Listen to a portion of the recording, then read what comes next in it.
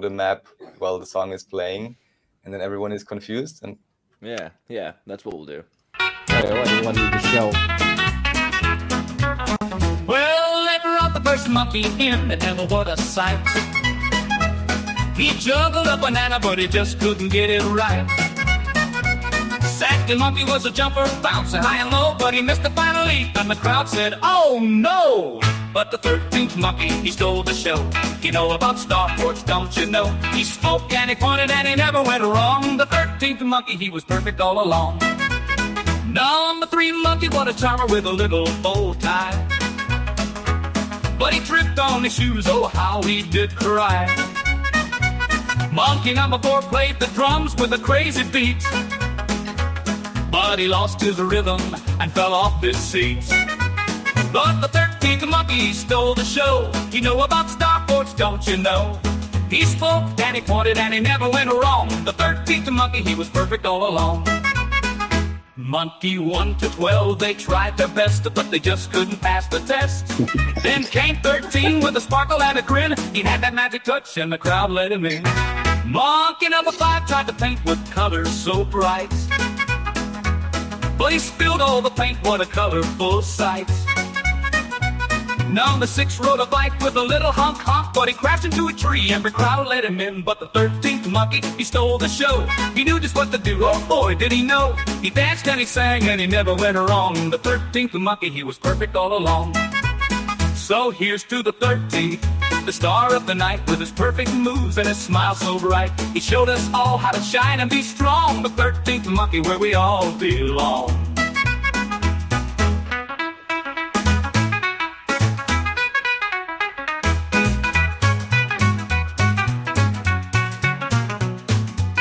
Well, all you cool kids out there, that's the new hit, 13th Monkey. Make sure you get that on vinyl. Good to hear from you, buddy. How you been? Thanks. That's a great intro. Thanks. I love you, bro. Thanks for having me. Good to hear from you. That's always good.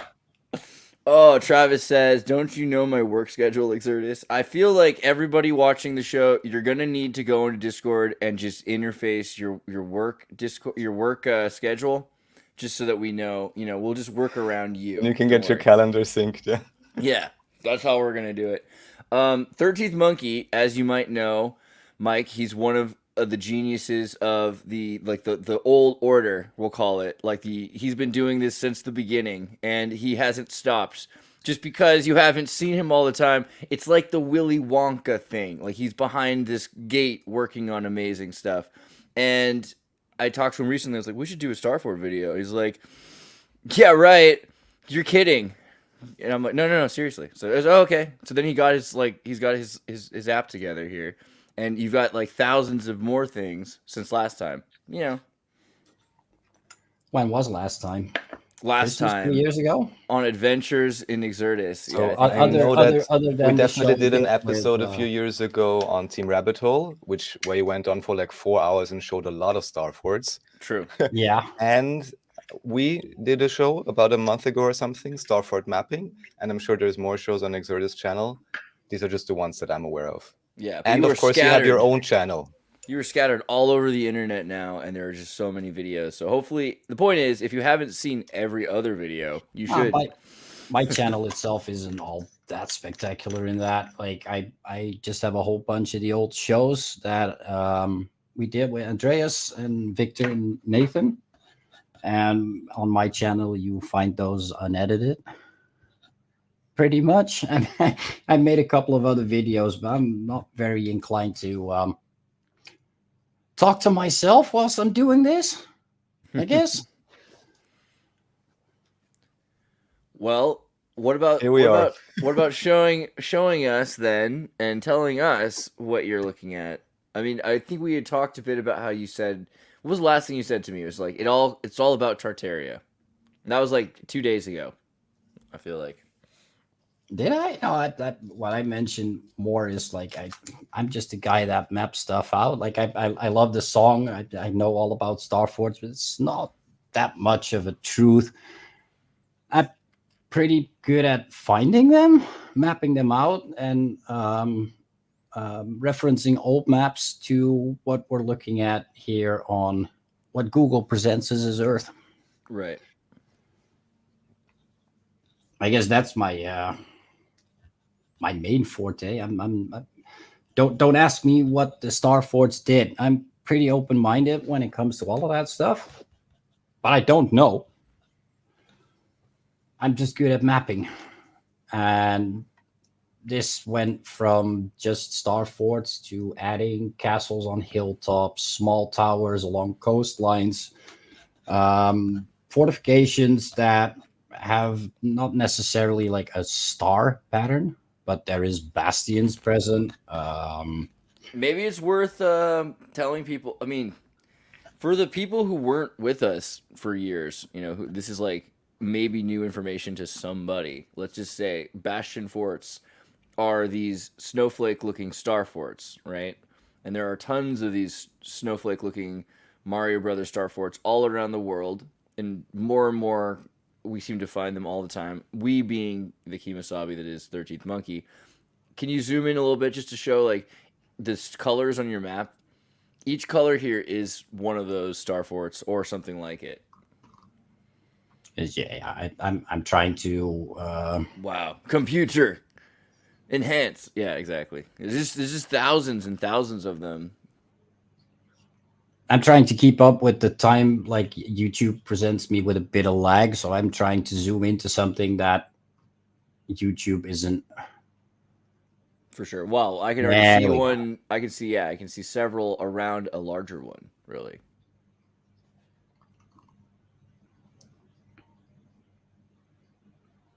This isn't as spectacular in the sense that like this is pretty big. I mapped all of the canals and the borders of the canals out.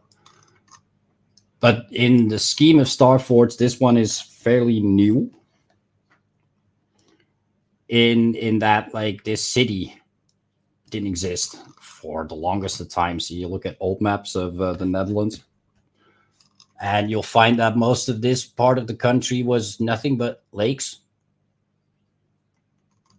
All of this is old lakes that were dried out at some point, and they put neat dikes around the whole place and pumped all the water out. And that's what the Dutch are really good at. Yeah, I mean, amongst other things, I mean, they're pretty great at making pogo sticks and frisbees now, I've noticed. But, I mean, hey, that's a lot of land that's been reclaimed. And just because you're bringing it up just right now, and I actually honestly received a call just before the show started of a friend and was like, oh, I have to send you this video. Not sure if he sent it yet, but it was something about the idea of a so-called Pannonian Sea. So the idea that even around Vienna, or I still have to figure it out exactly, that it could also have been underwater, just because you're mentioning that right now. So I found that fascinating, but I'll have to look more into it. If that could even be a possibility, or maybe look at elevation maps or something. I mean, it is known, the Wiener Becken or Vienna Basin is like a known term. I think it falls within the realm of possibilities, Raf. Looking just a quick glance at Google Earth and looking at heights.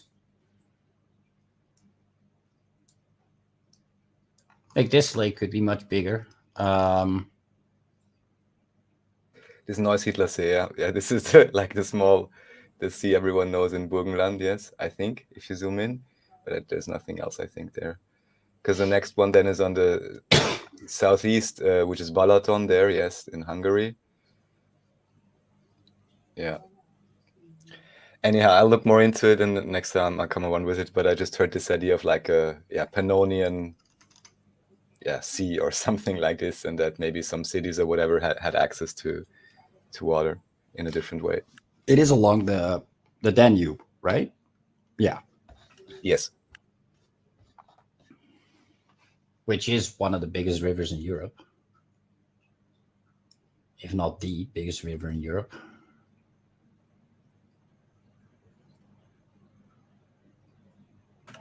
So for me, I still have, of course, our presentation in mind where we gave an overview. Is there anything that you would like to talk about in particular today, or something recent, or I don't know, however you would wish to proceed? Or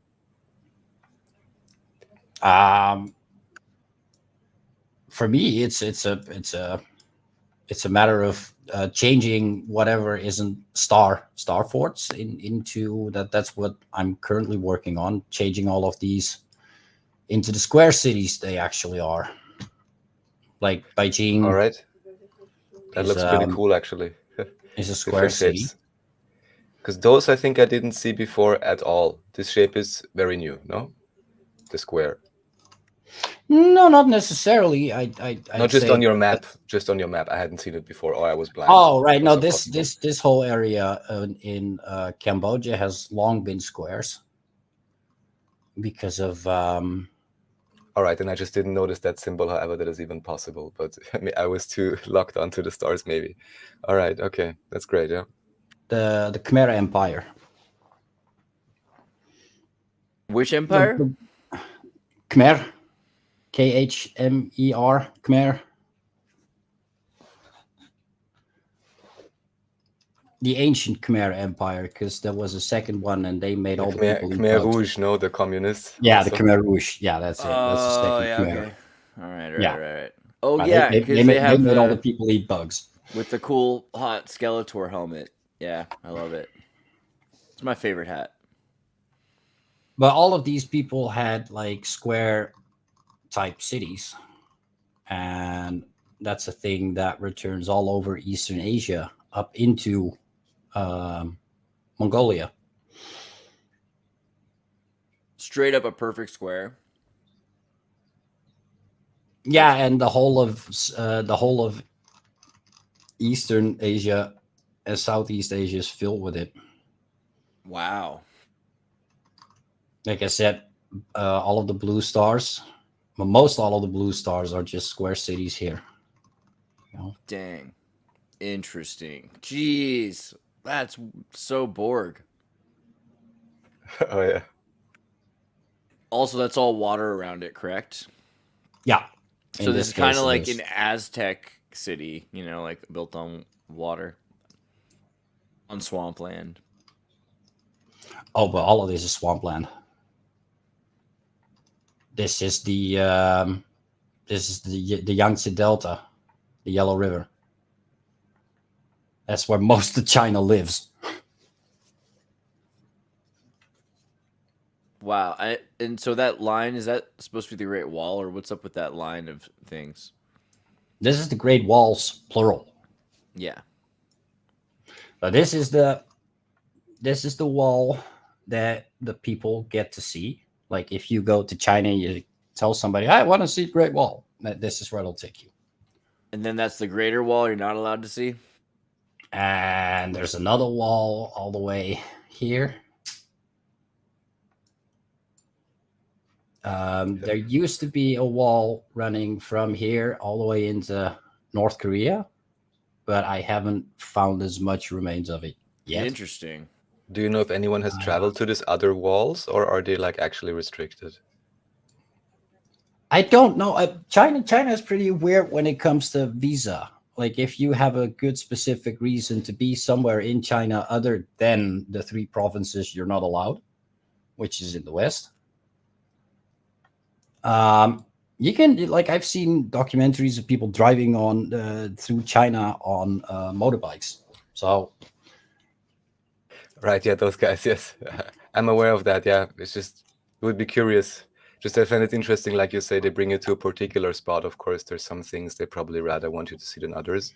We have a request from Julia, who's at the hair salon. She says she wants to see the star forts in Romania and Poland. Please. we can do that. How much you bet the people doing her hair at the nail salon, the hair salon, they're Polish and Romanian, and they're like, they're gonna be like, Yeah, that's my put home. it on the big screen. That's my home. All right. So that's Romania. A beautiful, noble country. And show a couple of Full the of fantastic along hair. Along the Danube. Not as much star forts, but Numa that's Numa, hey, here we go. castle. I had to do at least 3 Romanian jokes. I'm sorry, Raph. Don't cry. That's the remains of a castle, even though you can't really see. I'm gonna say Romanian remains. I'm sorry. You go ahead and say Romanian remains. That shows it a little better. See, this is scary to me because you're looking at things that the Soviet Union could have just decided to erase. You know, these are like, Yeah. they look like quarry sites now. I mean, kind of. Well, how much did they erase is the other question around. Maybe there was just too much. I mean, this looks like an Etch-a-Sketch with too much sand on one side. Yeah. See if we can actually find something that looks like something. There you go. That's very clear remains of a city, right? In the wall. A little bastion point here. Oh wait, I'm going too fast again, aren't I? No, it's okay. I think it's okay. But this is I don't know completely because I'm looking this is I'm looking at the uninhabited. yeah. I'm looking at the YouTube as well to pick up on at least some of the comments, but YouTube has like 5 to 10 seconds lag. So I'm not sure what the people see whilst I'm talking. You're making me think of that scene in Scream with like, oh no, there's a lag, and all of a sudden, in the van. Lag. Is this still Romania? Yeah, it is. Okay. Yeah. So like, there's a lot more. I mean, there seems like there's a lot more going on. I mean, I don't know. Romania's obviously had a lot of history, but so much of it was erased and rebuilt in the last 60 years. So it's crazy. Not just the last 60 years. Like, keep in mind that the Ottoman Empire had a lot to say here for a good long while. Right. Yeah, but they did a whole bunch of there's a whole bunch of fortifications along the Danube that were at some point in the hands of the Ottoman.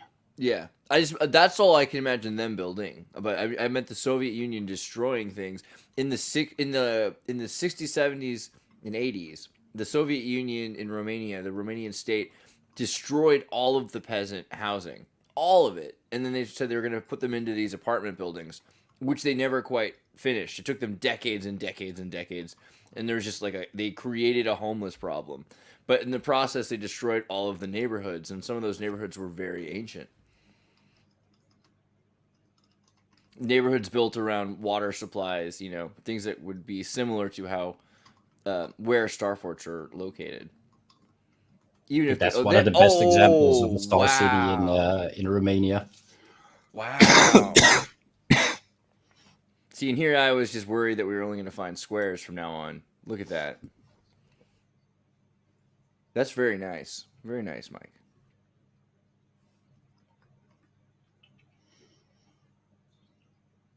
And it's so big. And then, like, look at all around it. It seems like the entire... after you have a star fort, it seems like the rest of the town continues on in that... Like, look at it. Everywhere around it, like, it's hedged out. Defined by that star fort, the initial star fort. Amsterdam is a good example of that. Vienna city center, yeah. Yeah, and because once you've got a center that has water and everything else, then you can start to disperse it. Wow.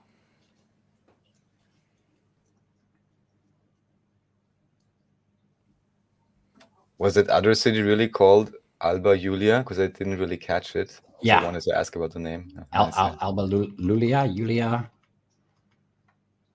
Yeah, Alba Iulia. Snowflakes all over Romania. There you go.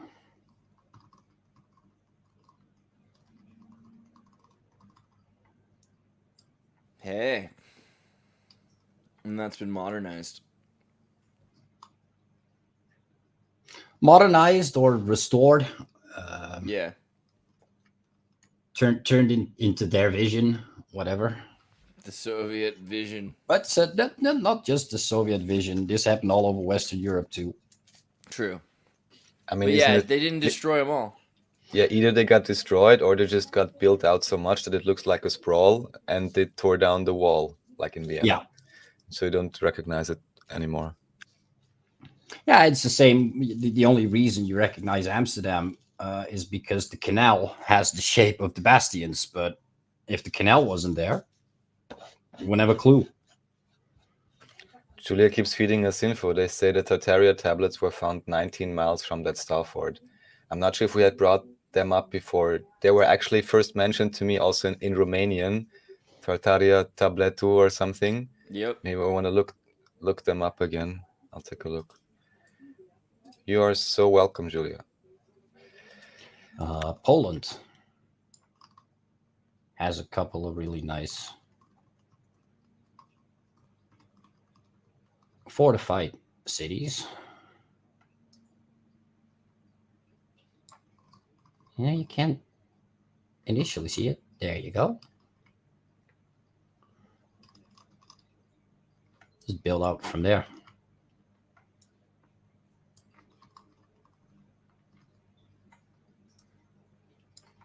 Maybe this shows better in other year. There you go. Old fortifications outside of the city.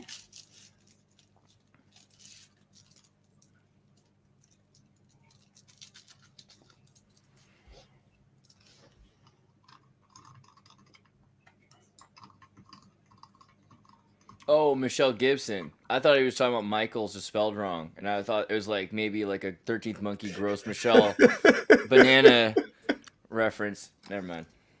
What?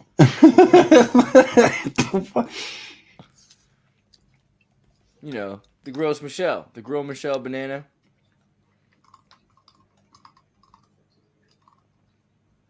Well, now that you guys made me feel weird about it, I'm just gonna pull it up. Oh, wow. That's it. Yeah.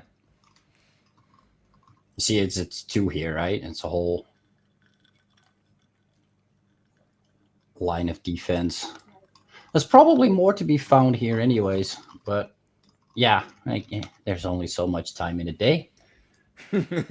So much interest in this work, and yeah. So you still do this, and like you've seen a lot of star forts. What is it that still interests you and brings you curiosity about this idea of other stuff?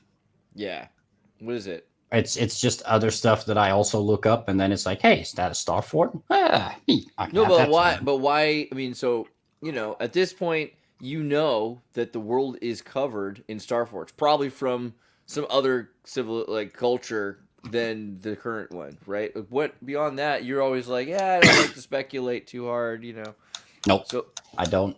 So what is it that keeps you excited about other stuff? Oh, I have whole folders of other stuff that I collect too on Google Earth. But what's keeping you curious about it? Well, Google Earth. Just like it? You just think it's cool? It's just seeing other places that I'll probably never go. Well, don't say that. We'll go. We'll take you. Are you kidding me? Check under your seat, Mike. Mike, didn't you mention that you actually received, because Melissa's asking, some particular data sets from Russia or China at some point? I did get that there is a public file available on the net where you can get a whole bunch of star forts from a Russian guy or girl. I don't know. Could also be Ukrainian. I don't know. It's Cyrillic. I cannot find for the life of me a name of somebody that did it, but yeah, there is a big file. Let me flick that on. Where's that? I think it's that one. No, that's not it.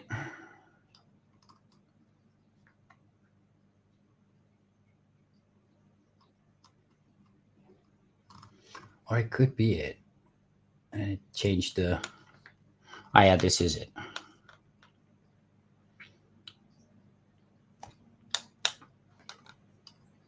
So as you can see, most of it has actually been copied already. If you zoom into most of the red dots, you will find that there is already a star marker of sorts. And in some cases, there's star markers where there is no red mark. And the other way around, because sometimes I just really don't see it. Mm-hmm. Like this takes you to a retro map.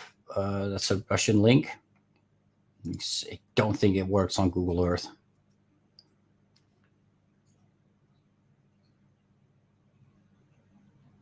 It doesn't even show anything. No, it doesn't work. Figured. You want a widescreen? But I can't. If I haven't copied it, I haven't found anything that looks like it, because the person that made this file wasn't all that 100% correctish. As in, I found forts that were supposed to be kilometers away from where he put the mark. Really? Uh-huh. And there's several examples of that. And I just don't know what I'm supposed to be filling in. Am I filling in somebody's daydreaming, or am I filling in somebody's inaccurate work? It's all pareidolia, as Stellium 7 would say. Joking. Yeah. What do you think about this, or also Andreas? Also, I believe I can hear myself most slightly. Feedback from maybe you, Mike. I'm not sure. Anyhow, No, that couldn't be. I have Thomas. headphones. Yes, then maybe it's Andreas. So, do we have any records of star forts in use, or who commissioned the building of them? Do we have any records of anything? Someone earlier wrote like The East first India one we're Company looking at. or custom stations or All military. of this was ordered by whomever Napoleon was. All of this. Like I said earlier in the episode, this is one of the new star forts in the scene of things. Like, I'm pretty sure that there is a whole bunch of old earthworks that were used for possibly thousands of years. But there's also a whole bunch of fortifications built because, well, this type of fortification worked back in the day. Let's build one now. Right. Yeah, Jacob Bogle, I put the link up for his website, and Yeah, he didn't want to work with me. Really? Uh-huh. Was it my fault? It's probably my fault. No, it wasn't your fault. No. Well, I've had him on, and I've talked to both of you, and obviously he doesn't want to. He does want to corroborate the official narrative. Okay, which is not a good or bad thing. I think everyone should be doing both. Having someone that critically analyzes everything to try to tear apart the official narrative is, to me, as important as knowing what the official narrative is. So Jacob Bogle's done a pretty good job looking at Arabic and Italian influences around the world that have led to more and more like either redistribution of star forts or retrofitting of star forts, because obviously in the last few centuries it's just so practical, like Mike has said, to use these things for defense. I mean, they're both bless you, they're both environmentally defensive against earthquakes and storms and floods, but also you can strategically shoot any direction, right? You're protected from all angles and can offense from all angles. So star forts were practical, and they're going to be picked up. And of course Napoleon, and he's all over the world. Russians too. There are star forts in Hawaii. So there is an official narrative. You could say, oh well, military personnel all over the world were talking to each other, and there is sort of a secret subculture of military that transcends all nations, and that was somehow responsible for the emergence of a military culture, which its apex was the star fort. Right? That's kind of the official narrative, that it just sort of evolved to be the most practical thing with influences from all over the world. One sec. It's all right, bro. I gotta get rid of this. You hit that bong, bro. That's all right. That's not a bong. It's a 4-week cold that keeps on going. I'll be right back. I like to pretend you're having a good time. Always. I love you.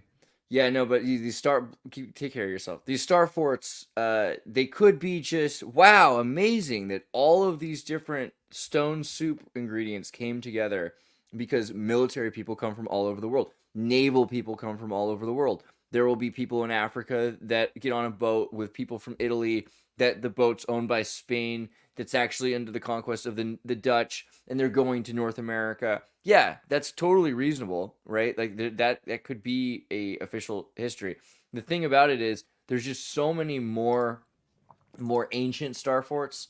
It's not just that they culminate in the 19th century, There are star forts 15th century, 12th century, 9th century, 3rd century, BC, But right? we have Before- no construction photos or construction documentation of any of those, I guess, or do we? And the ones that are super ancient aren't less sophisticated. The 4,000-year-old star forts just as geometrically sophisticated. So it doesn't look like they just sort of evolved and after thousands of years reached a peak. It doesn't look like that at all. It's more like, oh, in the future people started realizing that in the past this worked, like an almost unlocking of secrets. So I don't know. I'd say that while Jacob Bogle's website is really detailed, has a lot of information, I don't think it's necessarily a more correct explanation. The main difference is I don't think 13th Monkey you've really bothered to offer. You don't tell us that Scientologists came down from Xenu to build this. You don't give us a theory. No, I don't. I really don't know. That It could bothers be people, anything. I I'm guess. pretty open minded. Yeah, I'm about to say we should make up some crazy stuff, then get 100x the views. I'm not even sure what to that's say. how It was built by kind of the alien. It was built by the 13th race of monkeys. You see, Exactly. Yes. that's how a lot of people in the research community actually get a lot of people listening to them talk bullshit. we really ought to do that more. You're right. 13th Monkey actually invented all of these star forts himself, and he's been working really hard on them. He's a reincarnated time traveler and is now just mapping his own achievements over the eons. And that's And what you he do does. all can- these things. You can too. Join X Church. Yeah, exactly. Yes. Let's see if we get. There you go. I like that you haven't. I mean, you have to understand. This is years later now. You still haven't a presupposition because you're getting more and more data. And so, if you had gone with the first thing you were thinking it could have been 4 or 5 years ago, you would have gone through 4 or 5 debunkings of that already. Because when I first was talking to you, you're like, well, there's nothing over here. Now there's thousands of things you found over there, wherever that is. So it's changed your whole paradigm. I think it's important to keep an open mind when it comes to this stuff because people keep researching stuff, like the actual history about these things.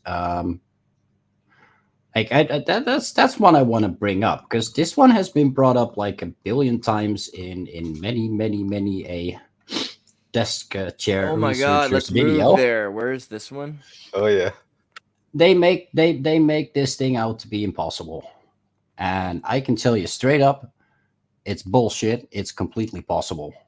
I want to live there. Can we buy this island? This thing can What do we be made by enough people because it's a coral brick fort. Yeah. Guess what this is? All of this. Coral.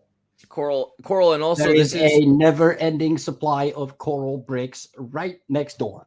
This is ideal in so many ways because you could crash any ship who doesn't know their way around here before they ever get near your base, and you can make sure your base is protected from floods. It's perfect. The Dutch know all about it. There is. I can't tell you a reason as to why to build a fort here. Oh, it's but perfect. I mean, look, It's, pull absolutely possible. Pull out real far. Pull out real far. Look in between where, let's say you're the Barbary pirates. You know what I'm saying?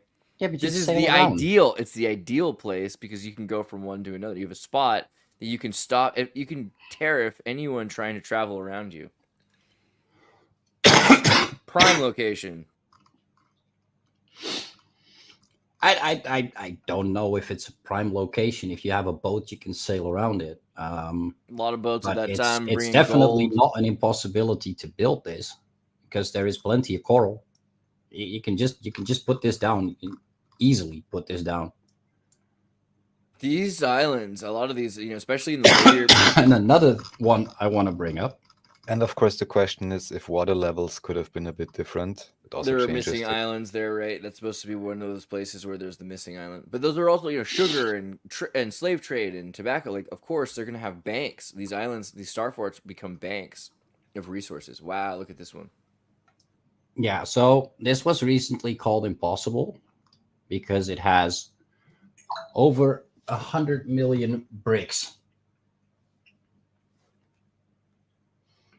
And that is just where would they get the bricks from? But nowhere does he mention. I'm not going to name names, but nowhere does he mention the fact that it took the people 100 years to build this city. 100 years, and you can't make 100 million bricks in 100 years. That's a lazy fucking brick maker. I'll tell you that. Yeah, sounds American. Hey, the amount of research that people put into these things is shit. Sorry. If you want to research it, go there and actually find things out instead of blapping things from a page. But Mike, people couldn't do anything before, the vaccine and the internet. Like, we weren't even capable of brick molding.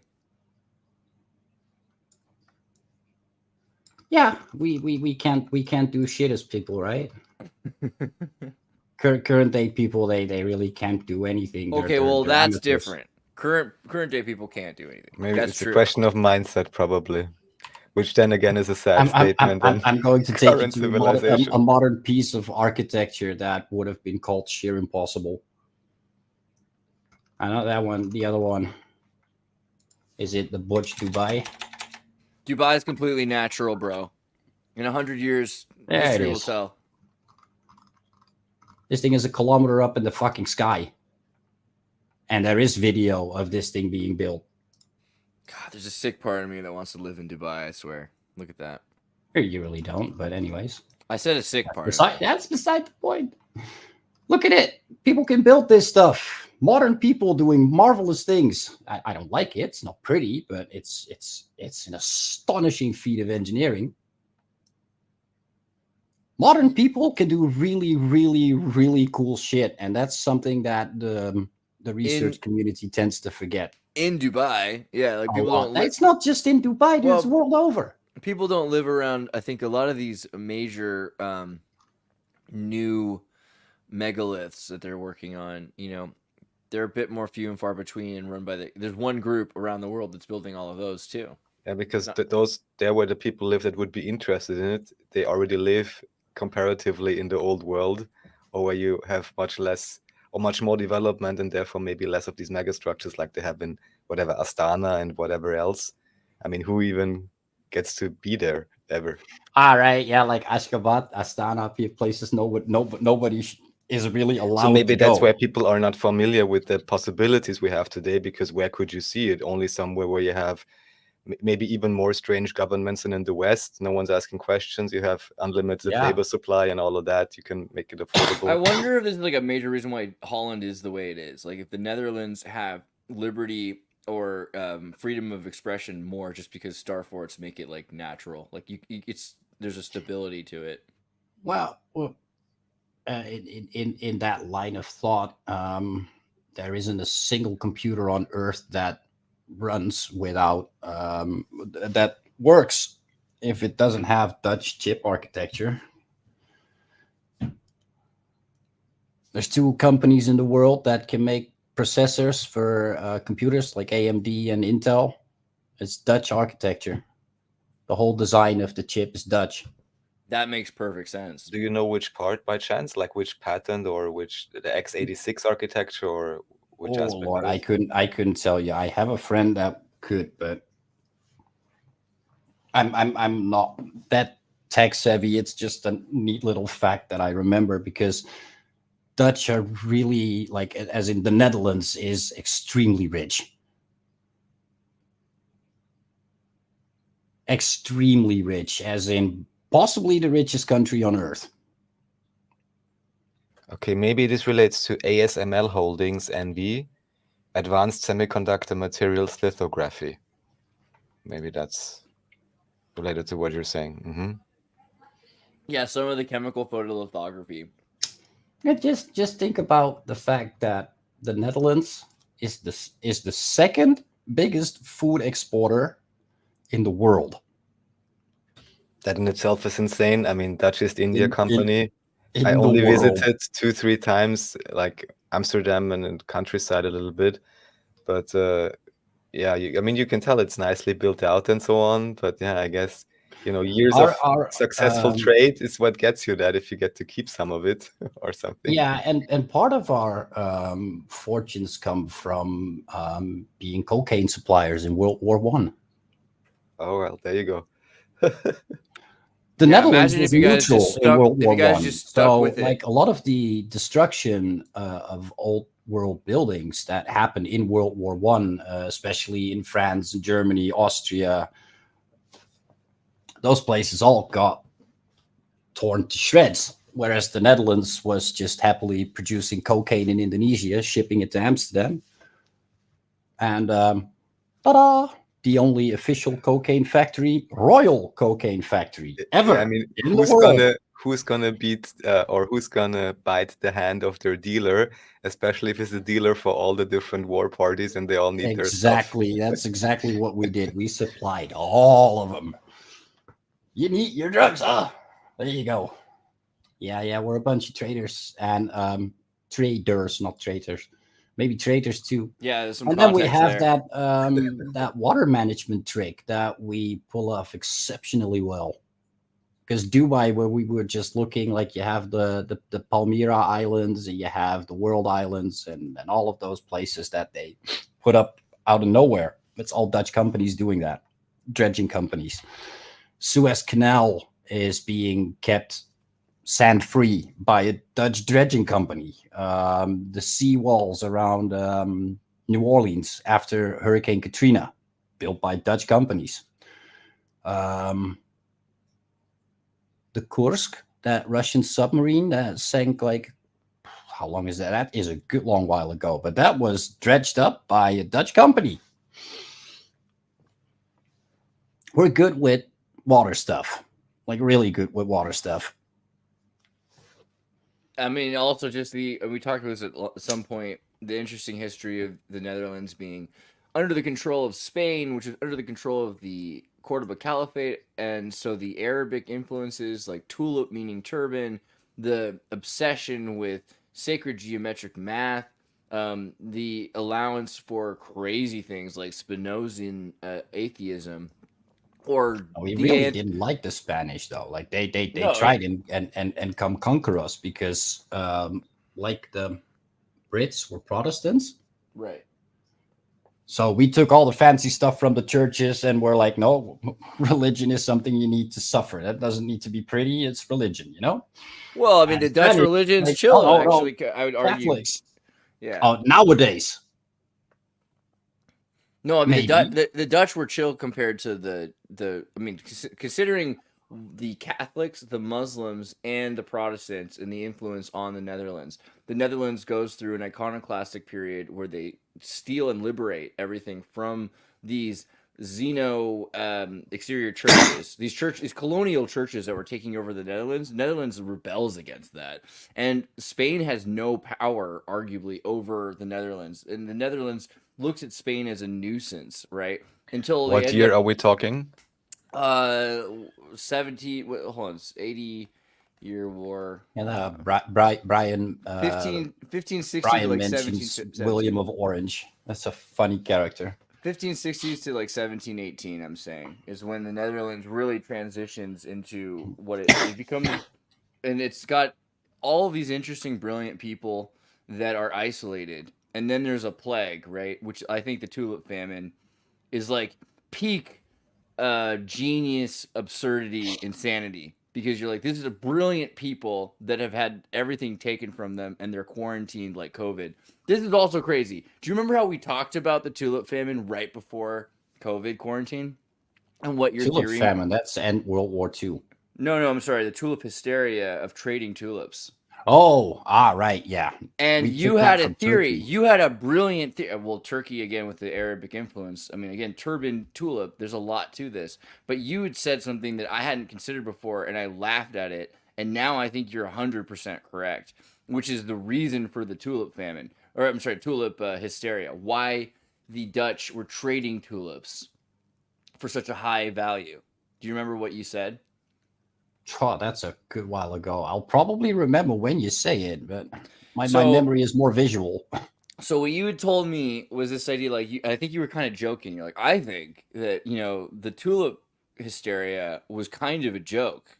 That these guys were serious, but they'd gone pretty much insane because they had been kept inside. They had all this money. They couldn't use it because of this, plague going around. And so what they ended up doing is they're like, I bet you those tulips are worth way more money. And then they, as like almost a drunk bar joke, started like saying those tulips are worth $1 million. Like they just started laughing hysterically as they raised the value of the tulips as they're just sitting in a room like hundreds of thousands, tens of thousands of miles away from where these tulips are being produced, right? First stock exchange in the world, Amsterdam. Right.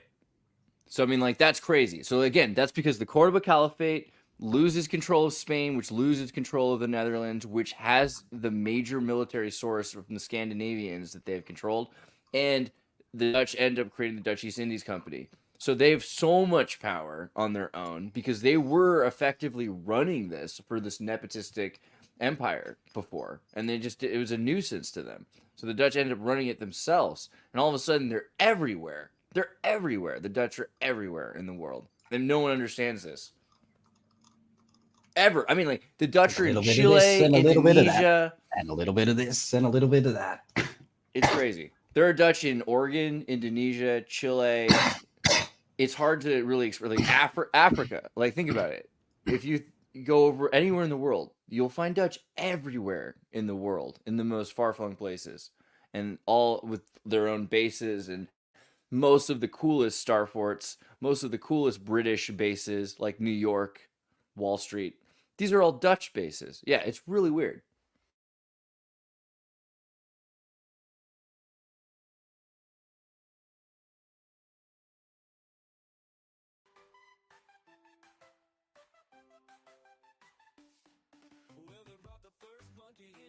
Sorry, I had to mute there for a second.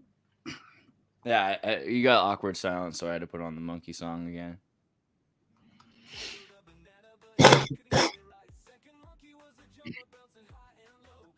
Sorry. This one has a little bit of that Sega Genesis MIDI 8-bit in the back there.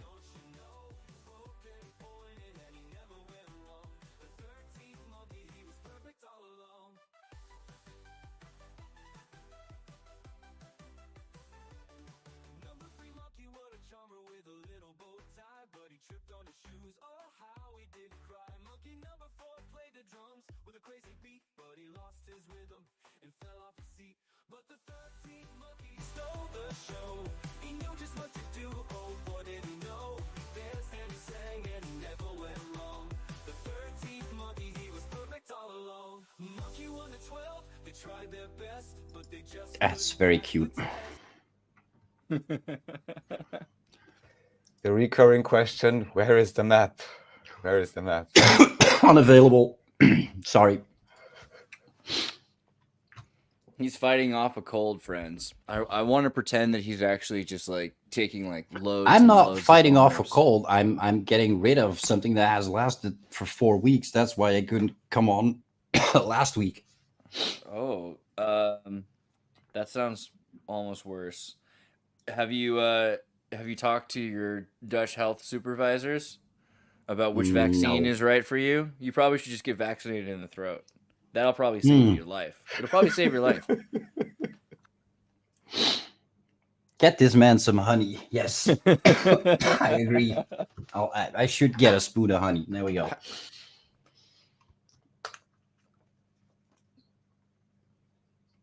Man, do they have the Pepsi vaccine yet? Is that like a thing? Does PepsiCo make its own? I just recently was tricked into trying it again. And, after not drinking any Coca-Cola for 10 years, it's interesting. But because the question was whether or not you can taste the synonym, that synthetic stuff. Oh, you're trying it now? Can you taste it? That cell line derived, supposedly. I don't know what. I'm just like, so when my buddy died, for whatever reason, my mom wanted to buy a bunch of pop. So I bought like a case of Mexican Coca-Cola. And nobody wants them. I didn't want them at the time. Now I'm like, they're stuck and I have no water, like, until I go buy more water. So I have to drink Coca-Colas. It's like, this is the worst. But the Mexican ones. Oh, yeah. But they're much better, no? They don't have, they have I a don't different type of believe. sugar. I don't really believe that like sugarcane is the problem in Coca-Cola. You know what I mean? Like the corn syrup is pretty bad, I'm sure. But like, how many levels of evil are you before you're worried about corn syrup with Coca-Cola? You know. Also It's called the Coca-Cola Company for a reason, right? All right, we're back at Pemberton, that. John Pemberton, the inventor of the Coca-Cola medicine drink, which was made for headaches and that type of stuff. Yeah, no, I mean, Made absolutely. something called Pemberton Laboratories, which is still a thing today. And Pemberton Laboratories is the only company in the world today that is legally allowed to import cocaine leaves from Colombia. Yeah. Speaking of the Dutch, right? I mean, for the love of God. Yeah. So this is what's really going on. You go to New Jersey, and the Coca-Cola Company through Pemberton Labs import the coca. They process it into cocaine. In the process of doing this, the syrup that's extracted from this, which has no cocaine anymore, that's brought to the Coca-Cola plant. And the cocaine that's extracted in this process, that's then brought and sold to like dentists, and it's Schedule II in the United States. So doctors, dentists, etc., can get their hands on cocaine, right? The military. Sí, so it's not a problem. It's not a problem. But they can also then use the excrement, right? They can use the extracted waste, and that has no cocaine in it, but it does have the alkaloids of coca. That's in Coca-Cola. Not that I'm a fan of Coca-Cola. Shame on them. Nice logo, but whatever. I do like, it's weird how it has like a kind of Arabic, it's creepy Arabic logo instead of like the normal sigil. That like, it's not like an AOL logo. You mean the Coca-Cola logo? Yeah, the Coca-Cola logo. It's true. Yes. It's really interesting. There's 3 6s hidden in it nicely as well. But Coca-Cola also, aside from like gunning down natives and stealing their water, they also sell Japanese green tea, and like they bought Odwalla, and so they control all the organic but beverages. That's how all of these multi-billion corporations work, right? I mean, Amazon owns this and that and a such and a such, and Bill Gates owns this and that and a such and a such. Yeah. I just don't know. I wonder, is Coca-Cola as evil as PepsiCo? PepsiCo's a lot more evil than Coca-Cola, though, right? Like Coca-Cola is just kind of fascistic. I mean, what is evil on this scale, anyways? Evil's just live spelled backwards, Michael. Oh, that's it. That must be that. Have you heard of a company called Innocent Drinks? Innocent Limited. Yeah, they do like smoothies and stuff. Smoothies. Oh yeah. They're also literally owned by Coca-Cola, of course, which is kind of hilarious. No, yeah, Coca-Cola owns all the Topo Chico is owned by Coca-Cola. My favorite mineral water. Like, I mean, there's a lot of different mineral waters you can get. But even in Austria, there's quite a 12, few owned by 12 of them are owned by Coca-Cola. Yeah, it's crazy. Hey, Thomas, thanks for that honey tip. I have it standing right next to me, and I just keep on coughing and ignoring it. And you do you have apple cider? Do you have apple cider vinegar? Because like 2 spoons. I'm out, but I should get. I like to put 2 spoons of honey and apple cider vinegar, like 1 in 1, in a tall hot water glass, or like you can do like an herbal thing if you want. But that is a good that usually helps with this kind of thing. That and PepsiCo vaccinated directly into your eye, but I'm not but that's without question. But that's obviously the first thing you should do, I think. That's without question. Bless you. So here's Copenhagen. Here's some of my old stomping grounds. Do you know Copenhagen has like this ridiculous moat around it as well? I do. So like last summer, my brother and I went for like a day and a half on our way through Croatia, bringing our father, and I was like, oh man, we got to get to Christiania But I don't know. Should we take the bus? No, we can make it. And we just like drank a beer and ran like the whole way, like the whole moat until we got to Christiania. And it's great. It's a beautiful little, but it was exhausting because like yeah, it's actually a lot bigger than you'd think it would be for a Mario City Star Fort.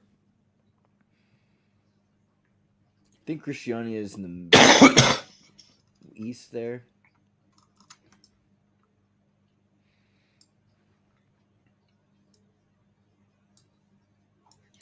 You mean Christiania is Yeah. See there. Yeah. here, Freetown. Right. Yeah, you can see. I mean, of course, everything here is waterbound, but it makes perfect sense because if you're loading super heavy things, you're gonna put them on a boat, and it's everything going. Like, how far back does that go? Like to at least the pyramids of Giza. The idea of floating things.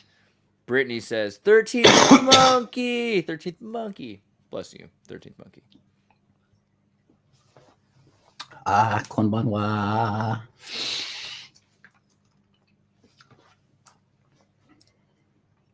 Oh, it's konnichiwa there. It's not konbanwa. Sorry. Yes, in Minnesota, they say konnichiwa. Actually, I think they say salam alaikum. I know the mayor does. Minneapolis.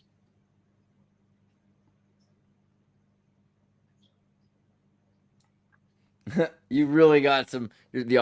Solver Miss says coughing equals mic mute, bro. Don't you know?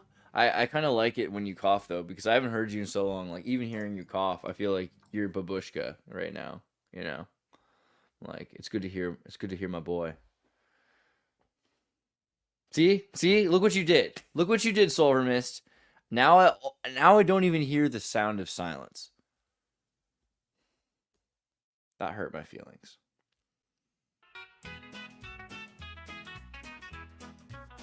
Well, they brought the first monkey in, and never what a sight.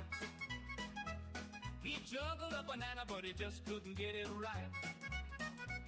Second monkey was a jumper, bouncing high and low. I'm gonna zoom in here with you here. Frederick Stodden. Freetown Christianity. Yeah, so I got a hamburger right where your hand is. I don't know if it was a hamburger, but it is a sandwich thing. It's like a schmorburger. Smorgasburger. I don't think they called it that either. I feel like we could make a killing off calling it the Smorgasburger.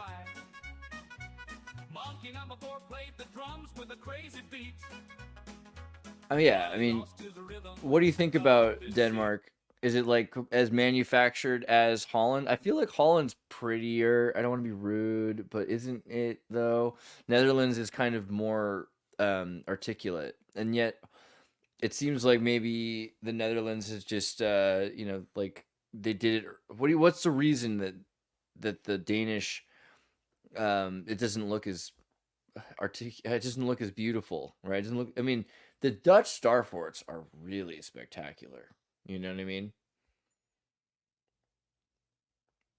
I wonder if it's like just There because is they cut down all some, their trees so early or something. There is some really pretty Danish star forts. I mean, Yeah. No, I love Denmark, but like, look how I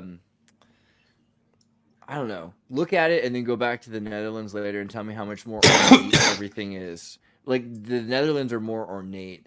There's some pretty parks, and I would say Christiania around the military area is probably the nicest in Denmark. But also Aarhus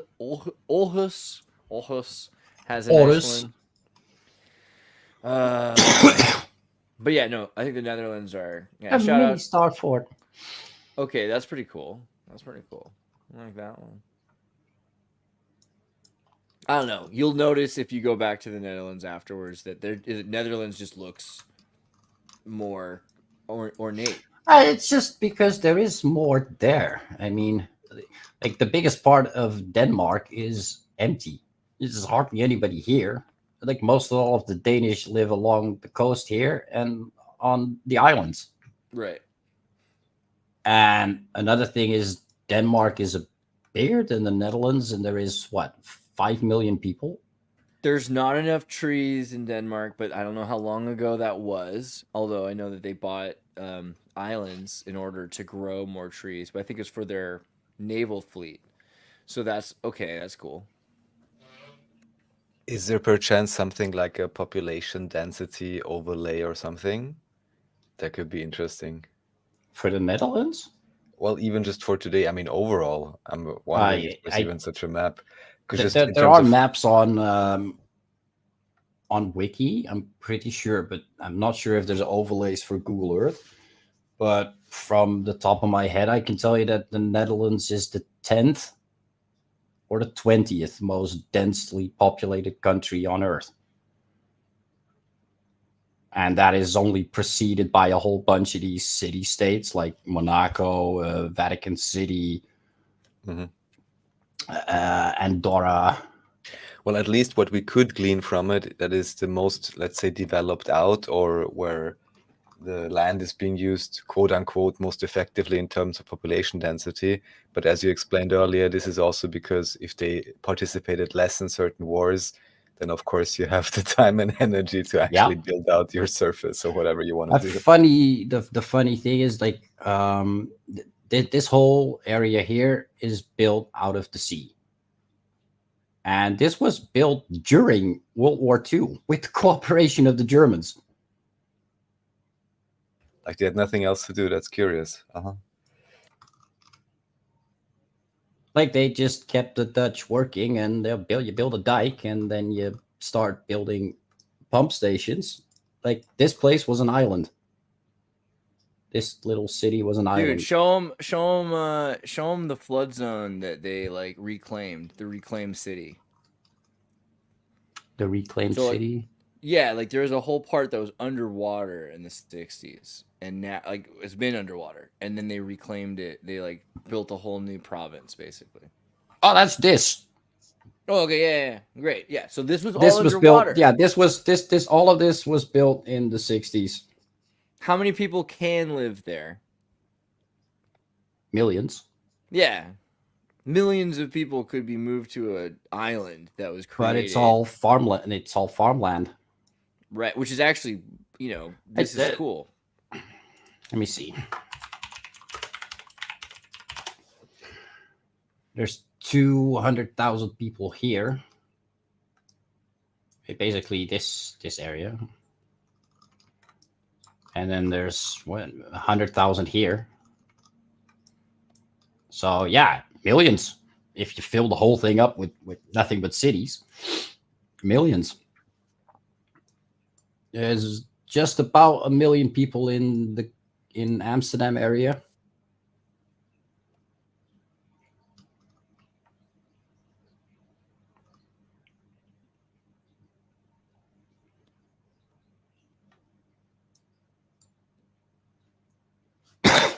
Let me see. Where do I have that? Yeah.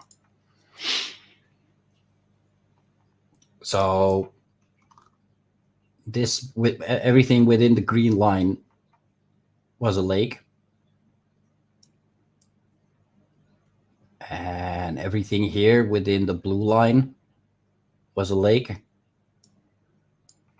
All of this here is a lake. In the 60s to recently, it was reclaimed, right? Like this is recently, right? In the last couple of 100 years. Okay, some of the stuff's in the last couple 100 years, and there was one province that was done in the 60s. Let me look it up. Like Netherlands reclaimed land from underwater. Yeah.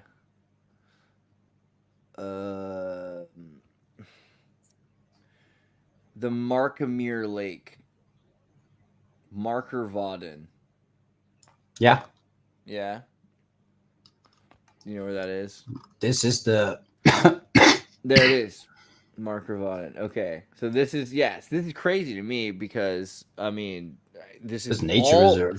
This is all areas, though, that they're, were completely unusable, and now they've just reclaimed them. And it's interesting to see Netherlands doing this because it's changing the amount of Netherlands there is.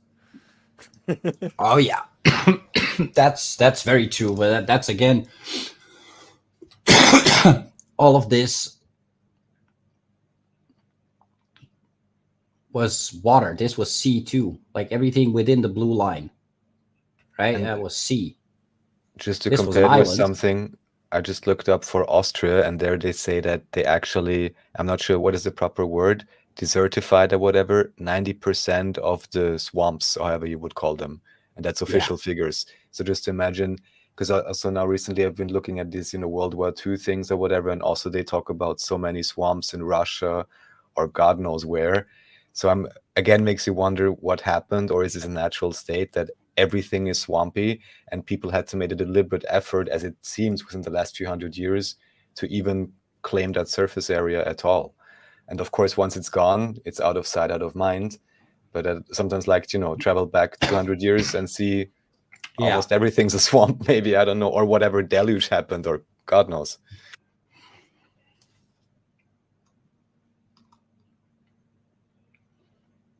There's a documentary about that, how Austria is slowly working on restoring some of that swamp area. Yes, I'm reading just now that they have 44 million for protection now of these swamps. Yeah, and even here again, the name in German, it's called Moor, which is like Moor or Moorish or something, which is also, to me, Moors. super suspicious. Yeah, Moors. Why all these Moors? Why you call it? Why do you use the same name, the same word? What's going on? In English, they have a term. If something is very tasty, it's very Moorish, as in you want more of it.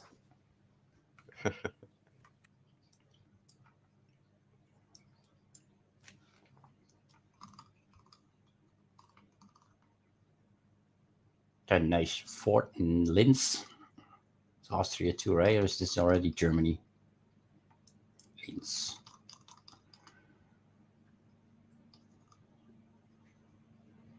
Yeah, in Vienna, which is the one place I know, there's only one single piece of the wall left. There's like one photo of it online, but everything else is torn down. But you can still actually clearly see, if you zoom out a little bit, I think you can still kind of see. This is the old outline. Yeah, exactly. That's the old outline. Maybe even bigger. Alter Vorstadt, Innere Stadt. So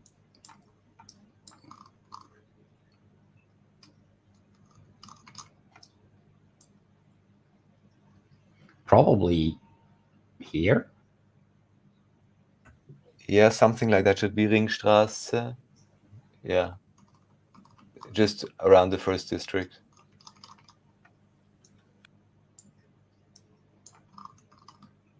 But then your walls would have actually been there's two walls actually. If I remember correctly, what I learned in school right now. But there's the inner circle and the Linienwall. Even here, I always like to bring this up. This is the one time in education in Austria where you hear the word Wall for Mauer, which is like a wall, or like Wall Street, right? And this is the one time they deliberately tell you, oh, this is called Linienwall, so line wall, and this is a term you never hear again. And then, of course, many years later, you discover they use that special name, I don't know, to obfuscate what it really is or whatever. But yeah, Linienwall, yeah. And they tore it down officially in around 1870.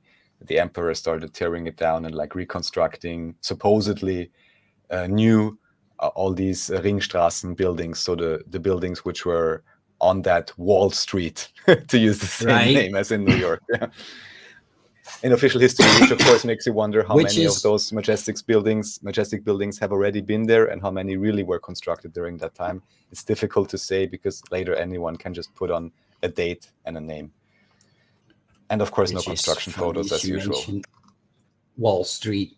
Yes, that's a great example. Actually where the wall was. Yes, please explain it a bit so people realize really that this is a Halford Wall Street. And everyone knows the term Wall Street and no one knows what it's about. So that's also kind of a magic spell, if you ask me. Let me see if we can get some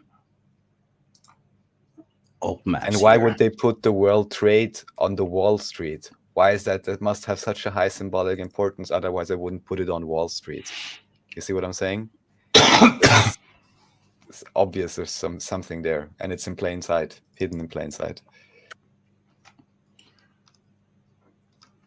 I do apologize for the coughing, but too much of a hassle to go mute for one cough.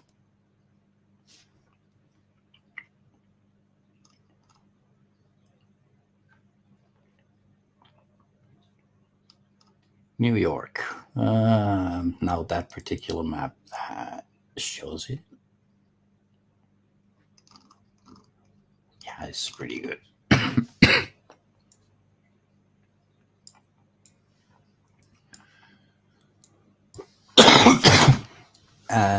Now I think I need to share differently. Present.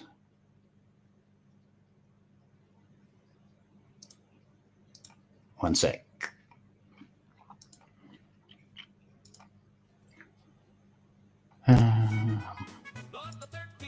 Oh yeah, there he is again. You know about Stockholm, don't you know? He spoke and he pointed and he never went wrong. The 13th monkey, he was perfect all along. Monkey The well, they tried Manhattan to, Island. but they just couldn't pass the test. Then came 13 with a sparkle and a grin. He had that magic touch and the crowd let him in. Monkey number 5 tried to paint with colors so bright, but he spilled all the paint. What a colorful sight. Tribeca Hospital. Why does If the there is- hospital have its own star for it? And that star is a Melchizedek star. That's, another thing I've been thinking about. Don't you know the hospital was fortified, so they could shoot with rifles even?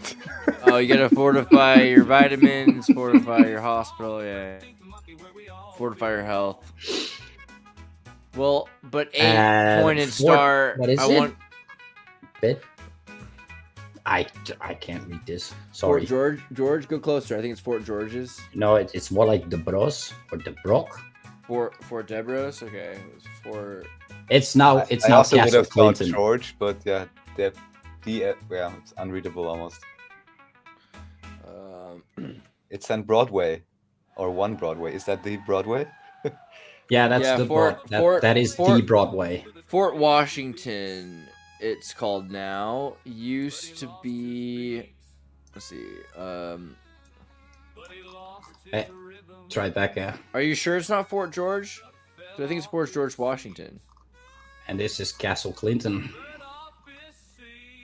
I think it's Fort George. I don't know. Fort.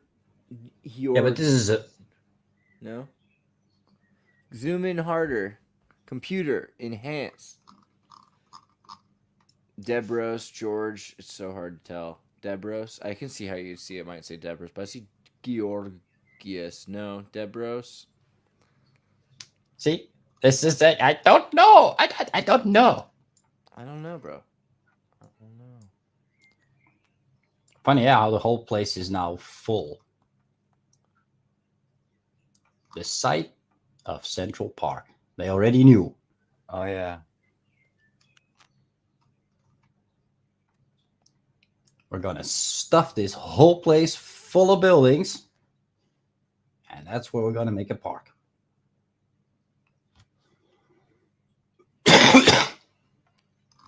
Another little fort. Okay, but whatever this is, because I just saw the date 1776, we can only assume this map was created later, right? Oh, it could be, yeah.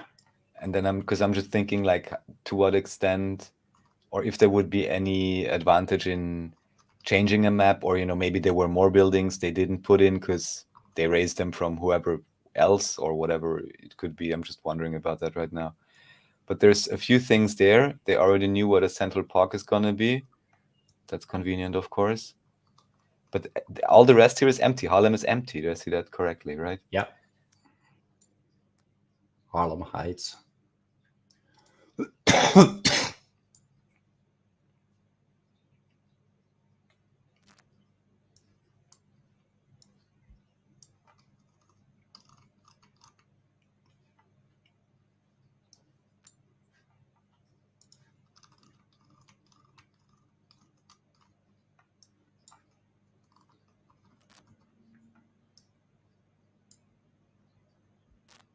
It used to be a barricade of old ships. Right? Sunken ships. What? And then they build a bridge on top. Or what is this? At the And now same it's a spot? bridge. Loose lips What? sink ships, bro. What?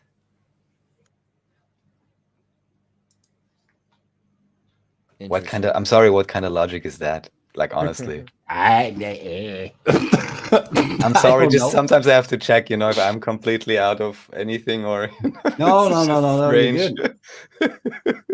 Maybe it was easier for them. Just build it on top. Yeah, because they already had a foundation. Yeah, of course, they had a foundation already there. Let's build a bridge on top. Let's go to that sunken bridge spot. Go. Hey, look, a square.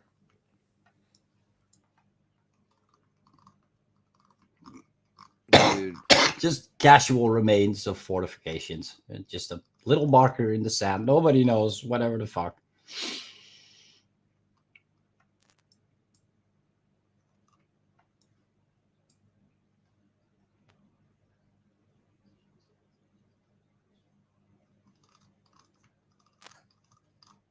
And if you see stuff like that, it's really easy to go and see. Is it this one? No. I need to look for this one.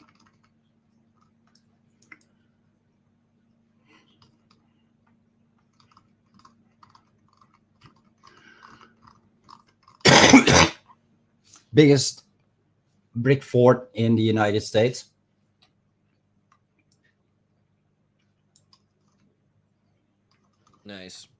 Nice. But doesn't that very conveniently look like it could have been a walled city? Excuse me. Cough. So the other one you showed is officially recognized as such?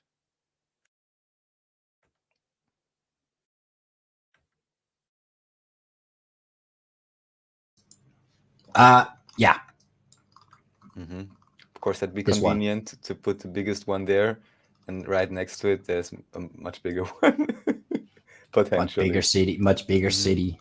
Mhm. But there's no walled cities in America, or so they say, other than in Canada with is it Quebec? That's still, yeah, Quebec. That's the one they'll support you for. Like that has the big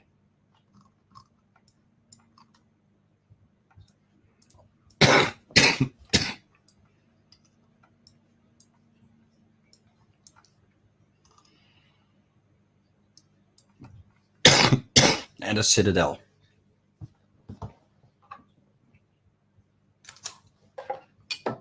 Now they put a parking lot in the middle. Did I see that correctly?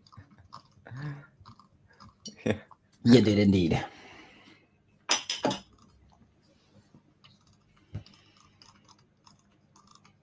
But there's plenty more old walled cities, and they just fade. Just don't get mentioned, whatever.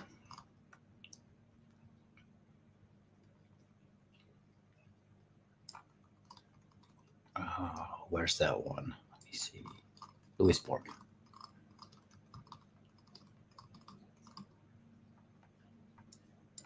That was a whole city.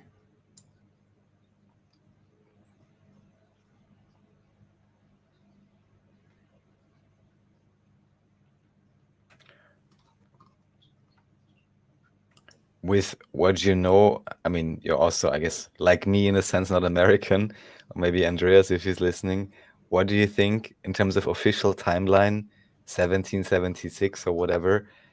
Would it be feasible, even if you have very efficient brick producers, that they would have produced and built all of those, let's say, they could only have had 150 years. Otherwise, we would have, film documentation of these them. things were built definitely before the British got there. Like these things were built by the Dutch, right? And they were built in Fort New Amsterdam was founded, right? It's supposed to be 1625. So I would say that almost infers by 1625 they have a star fort. They haven't found it that was already there, you But know. also, yeah, 1602 is the foundation of the East India Company. Right. Yeah. So I would wonder a lot about that. Even, you know, the idea that they founded something doesn't mean to me that they erected, that they discovered where there were already star forts. I mean, we've Right. done so many episodes on this subject. The idea of like the Algonquins actually having to do with Bermuda star forts, Haiti star forts, and the northeast coast. Right? Imagine like black Algonquins along the northeast coast that were building megaliths. This is something that I guess still people. I mean, there's a Eurocentric level to history. They don't want to accept this idea, but it's high. It's there's a lot of evidence. Can we check Harrisburg? Because I actually stayed there for a night. I'm curious if that can be a star fort as well. Oh, wait, it's Philadelphia. Don't check just because he Philadelphia. was so chill about it. No, yeah, definitely check. Let me show you because I have. I want to hear. I want to of hear Philly. Raph be aggressive. Be like, take us there. You know, Take us there. Engage. engage. I'll take that. Let me see if I can find the right one. There you go. What is this? What are all these small squares supposed to be? Like barracks? Or Forts. something? But the small, Square- the square one, this, it looks Heaps like and heaps. where the map is. No, what I mean. Sorry, where the flag is. All these small rectangles. Oh, what are those buildings. supposed to be? Okay. Uh-huh. I thought you meant these little square things. Mhm. So Because they're I'm forts. wondering what kind of buildings those would have been. Hmm.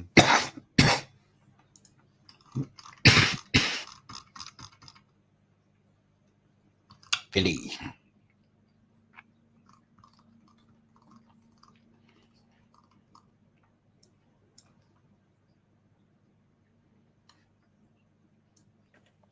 Harrisburg in Philadelphia, I believe.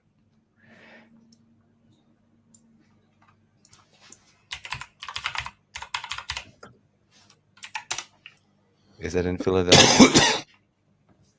No, it's in Pennsylvania. Harrisburg is in Pennsylvania. Yeah, I was wondering. I mean, it has the name Berg in it, so only from that point of view, there should be a Bourges somewhere, right? Oh, what? Look, I'm like, oh, a Masonic compass. No, I don't worry, guys. It's only a basketball stadium. There's no I would not at all be whatsoever. surprised if this had a fort. You know, you call it City Island. Uh-huh. Yeah. Ile de Um, Paris makes me think of Ile de Paris, you know, of Paris Island. yeah. Lutetia.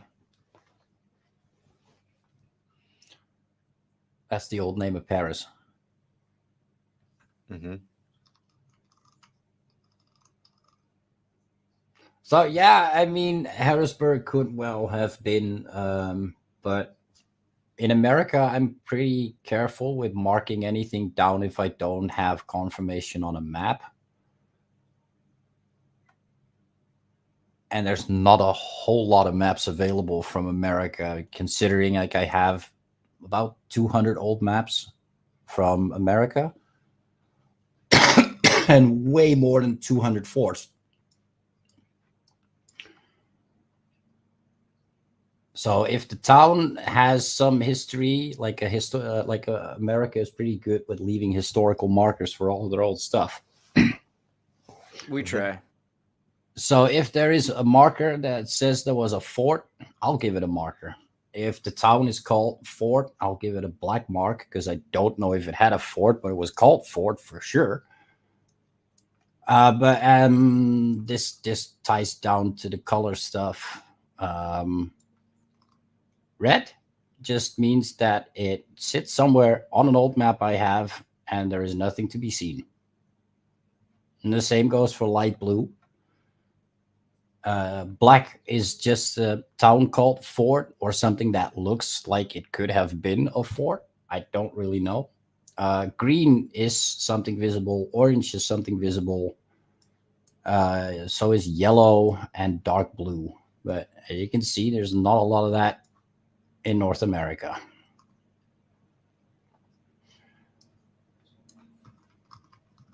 These two. Oh, that's not one. Ah, this is. Let me see if we can get. Yeah, there you go. A bit more detail.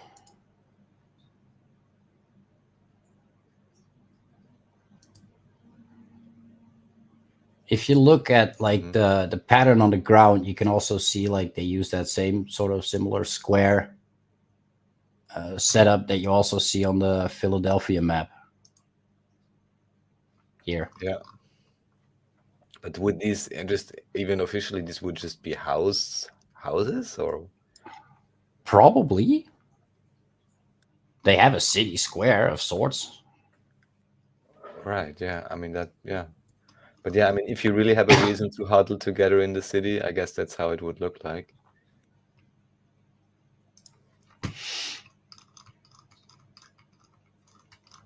This is not a fort. I can show it. This is the nuclear mile. The discoloration is like Google Map censorship or what? I don't really have an answer for that, but Google likes to play with colors a lot. Yeah, you've got like multiple years looking at the same place, and it seems to maybe be like the kind of camera they're using, different kind of chip. That's all I could guess. They accidentally put on the radiation residue filter or something. Yeah, exactly. It is. Real or imagined?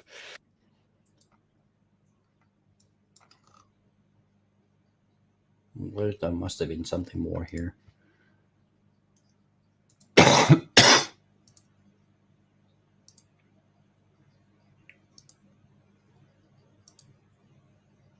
There you go.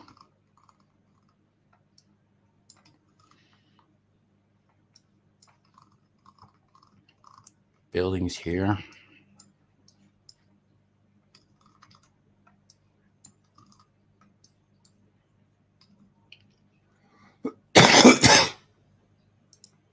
Egészségedre. Bless you.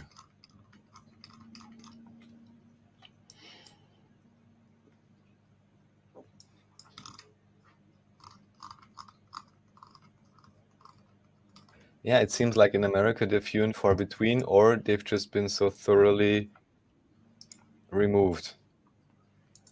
Because some of those, I mean, that's if we assume that there have been similar types of walls and so on, all right, what does it take to build them? A lot. Yeah. What does it take to tear them down? Just like energy, however we want to think of it.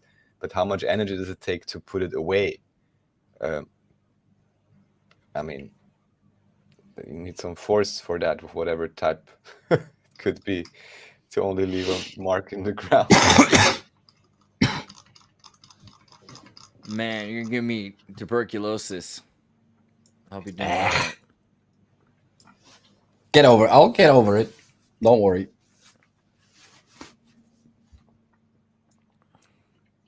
Yeah, I got a new one. Hold on.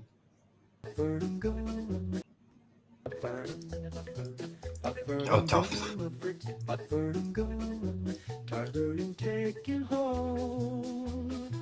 Where stuff was being so bright and shiny, who made those colors? Now you make me lose my train of thought where I want to go with this. Oh, well, then don't do that. Russian expansion drift. Like that's maybe an interesting thing to address. If you look at the density of star forts, and you look at where the Tatar Empire, it's like whatever it may have been and whatever it may have contained, it's where all that mud's rubbed away. Everything is all here, right? I mean, this whole section of Earth you can just discard because it wasn't mapped, so there was nothing there, quote unquote. Quote unquote. Like this whole section of Siberia all of a sudden appears on maps. Like they knew how to map the coastlines of Alaska, but they had no idea that the whole Kamchatka Peninsula was a thing. It just didn't exist. So Very when you strange. see old maps that show you the Mongolian capital being in the far, far north, that's just as far as they mapped north. They didn't pass anything like regarding the large Mongolian column Tatar, column whatever cities. It took, like, according to the book, it took Marco Polo 40 days to travel from the Black City, which is here, another square, to the old Mongolian capital here. Is that there? No, a bit more south. There, Kakurim.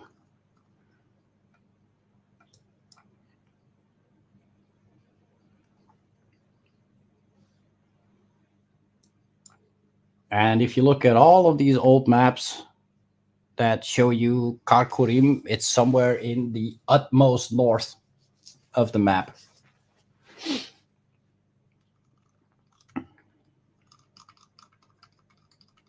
Well, you can see that it was far from the northernmost Mongolian city.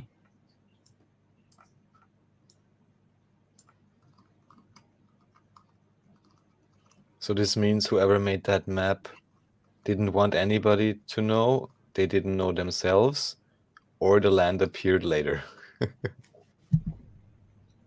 Either one of three. Mhm. Why not all of them? It That appeared land out of is nothing, poof, land and is then it was there. And it's scary, and you don't want people to go there, and it's forbidden, and you don't. Yeah, it makes me think of some of these maps where you can see the dragons and so on, or whatever, Cyclops. I do that too when I'm bored. I find things on Earth like faces and lines and things, and I draw them out. There's a couple of dragons here and there. Definitely show those. I'm sure people will love it. I need to switch off. Oh, nice. And what is this interesting like shape there? Why does it seem like there is an elevation drop, or is this just like map? No, more on the top a little bit. When more consistent is here. Yeah, here. Here. All of this, and also on the right. What is this? Why does this look the so Ring bad? of Fire. Or is this like the actual map and the rest is just like patched on? It's kind of what it looks like, but okay. Or there's like a 10 I could meter show elevation in water. I can show No. you about that too.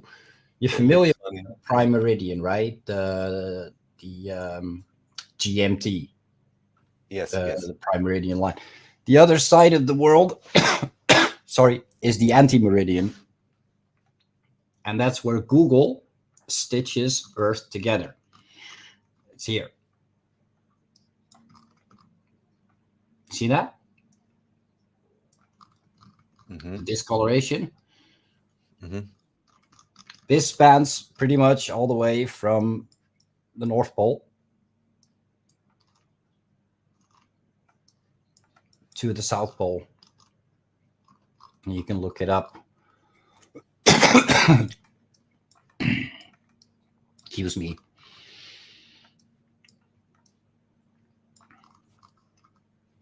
Hey, there you go. There it is. You just follow it along. And this is where they stitch Google Earth together. Ah, okay. Mhm. Google is a whole Real fault line. Earth is a whole collection of square images taken by satellites and planes, if satellites are a thing. Planes, for damn sure. And all of the fancy coloring you see here is just some artist coloring it in for you. Mhm.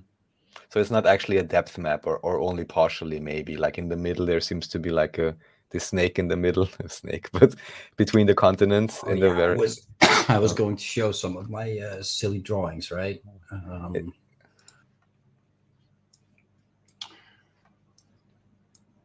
Okay.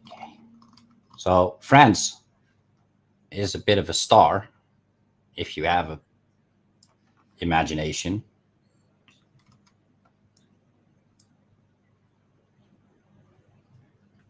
Uh-huh. I can see it. Uh, Also wouldn't surprise me why Denmark France is a so dude special. with a hat on, a weird little hat. I don't know what, but Frisian cap. I don't know. Or fez. the Carpathian Mountains are a dragon in conflict with another dragon. And there's a dragon in the Sahara. Anybody who watches, what's his face? Mud Fossil University? Is it him? This is Roger's dragon, and this is Roger's fish, and they swim on his globe Earth. Mm-hmm. I'm just being sarcastic here. That's dragon. That's dragon. That's dragon right there. And that's jellyfish. Oh, That's another dragon. Let me see if we can get some other things out of this. Oh yeah, Africa on its side is a doggy begging for a cookie, like a big Saint Bernard puppy. He's not getting the puppy though because he shat Madagascar all over the floor. of course.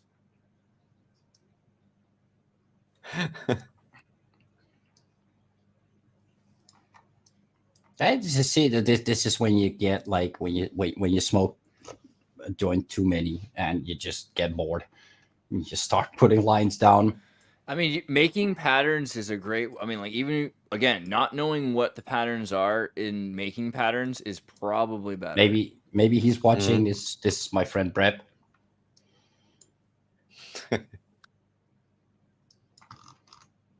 Hi, Brett.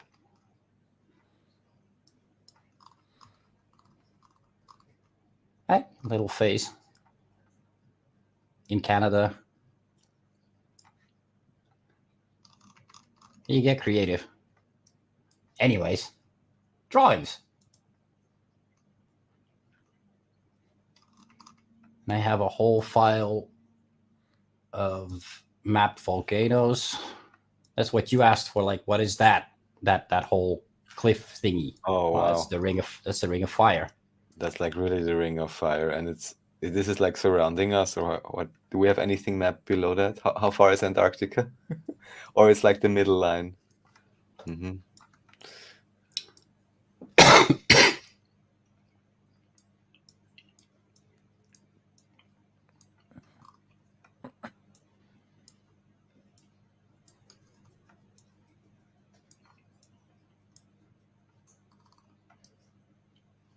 But this is also like a work in progress.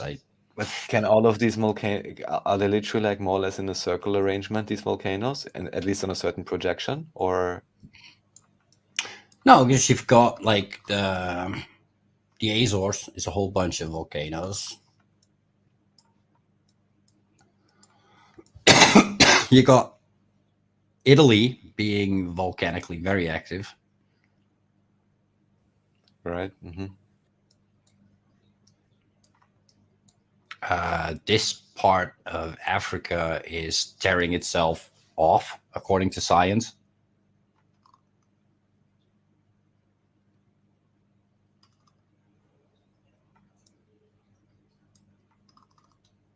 If you follow the fault line type stuff, you can see that a whole section of Africa might just split from the main continent, if you believe such things. If we don't behave ourselves, Africa might just pack its bags and leave. This one cost the years without summer.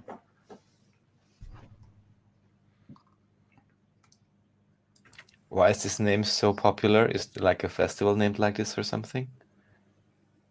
Krakatoa? I heard this before. Krakatoa is definitely a volcano. I don't know about the festival. Or was it in the Krakatoa is- news a lot or something like this, maybe? Krakatoa is like the major volcano that the Dutch East Indies Company is the only ones to record. I have videos about dudes living in a lighthouse as a witness after like the tsunami that destroyed Indonesia and killed hundreds of thousands of people. And the sound waves supposedly bounced around the world 6 times. So That if was you're this in- one. Yeah, you're supposedly That in was England. that was Tambora. That's why I made a special mark of it. That one went 6 times. Apparently all around the world people were able Yeah. to like, what was that noise, like it's cray.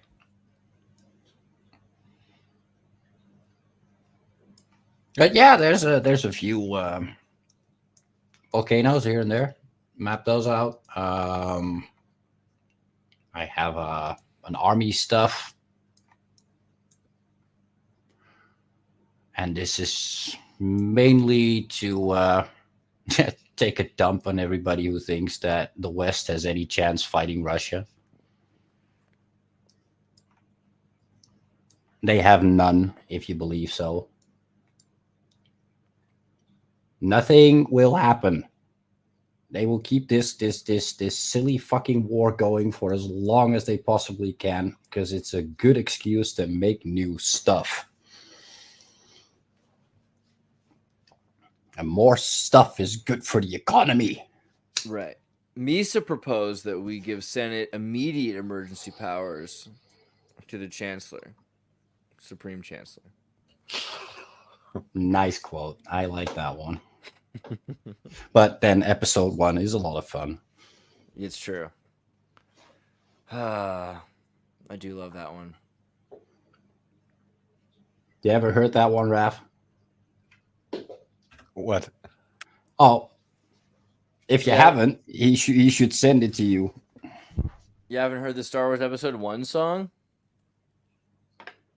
No, I just know Star Wars Episode 1, I believe. Oh my gosh. I don't know if this is the wrong moment for it. I'm sorry. We'll have to do it at some point. I don't know Oh if this yeah, is the time. you definitely have to get back to him on that one.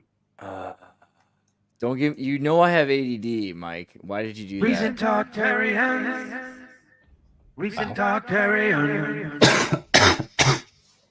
Because I'm a monkey and I like to fuck with people's Yeah, heads. so I wrote this song and just wanted to share it with the world.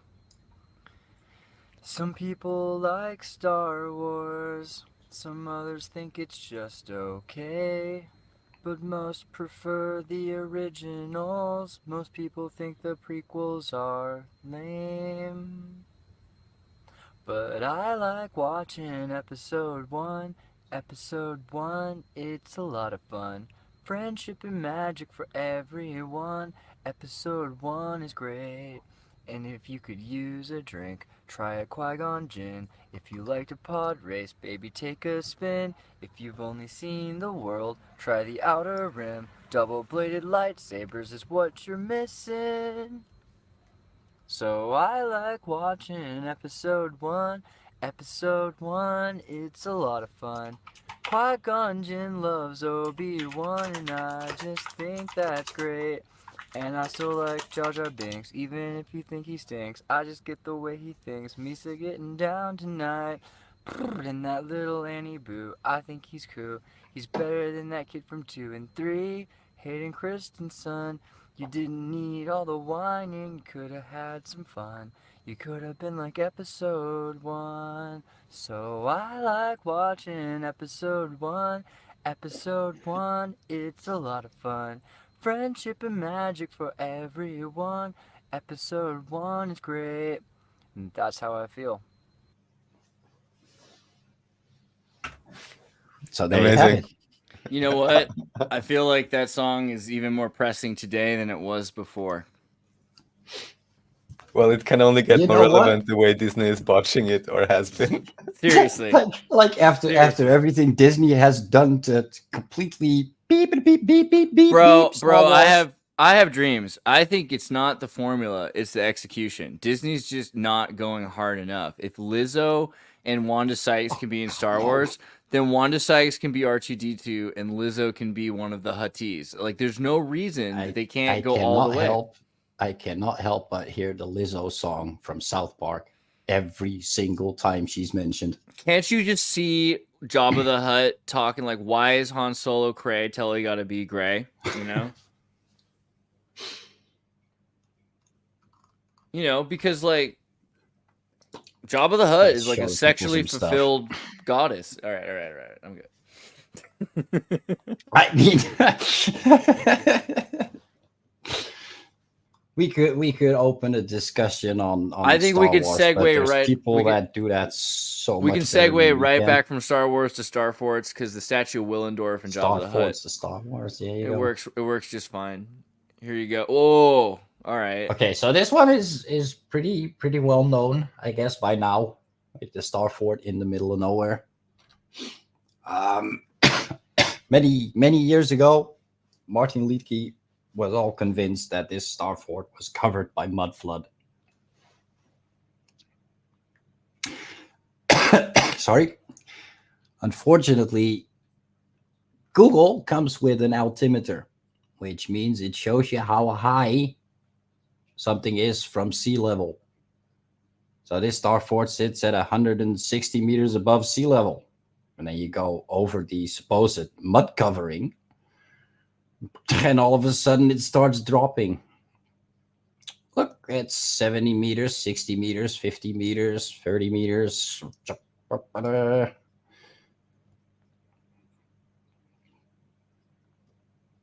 It's crazy. You can see the altimeter on full screen, right? 26, are there volcanoes nearby? Is there a reason why it would be just so crazy? This is an old coastline.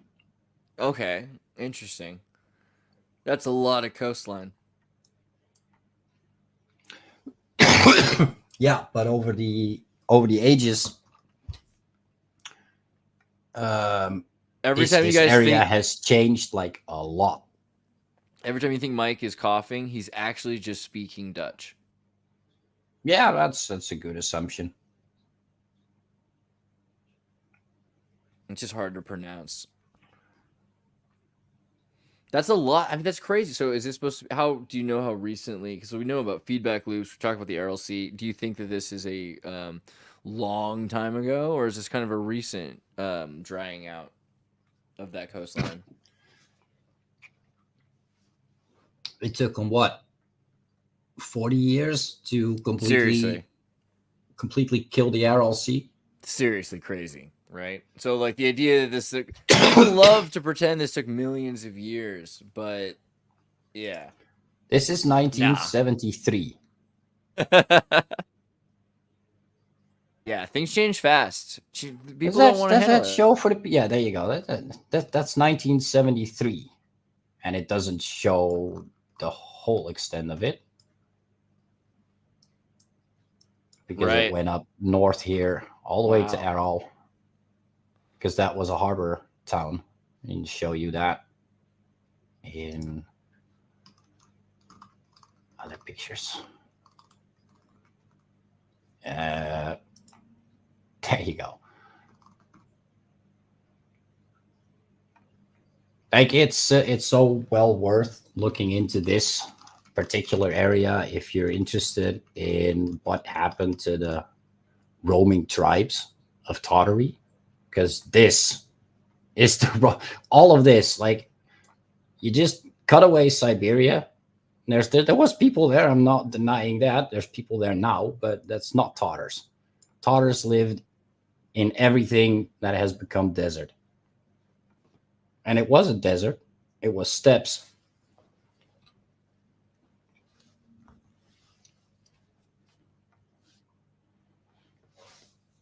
I like that. Some folk ain't city folk. I think none of us are city folk, Melissa. None of us are. We're not meant to live stacked together in ginormous blocks of minimal housing. Haven't you met city folk though? I've totally met city folk. I don't know. I've definitely met some people that have evolved to be city folk. Yeah, but I said meant to. Okay. I don't think we're meant to live in cities. I don't think we're meant to live in miniature boxes.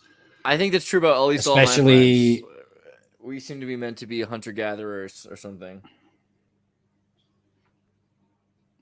Hunter-gatherers might be a step further back, but there's also, like, if you look at, like, the current day capital of Mongolia, Ulaanbaatar. If you're a hunter-gatherer in a non-scarcity based system, it's probably pretty chill. And just for shits and giggles, let's go to the outskirts. What do you see? Cute little suburban towns. Look at the all of these circles are yurts. Yep. This whole city can literally pack its bags and go and fuck off, because that might not be anything to get from this place anymore. It's everywhere. Everywhere in the outskirts. People they still live in their yurts.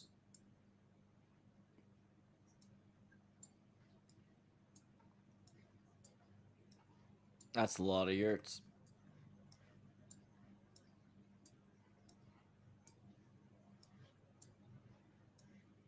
Everywhere.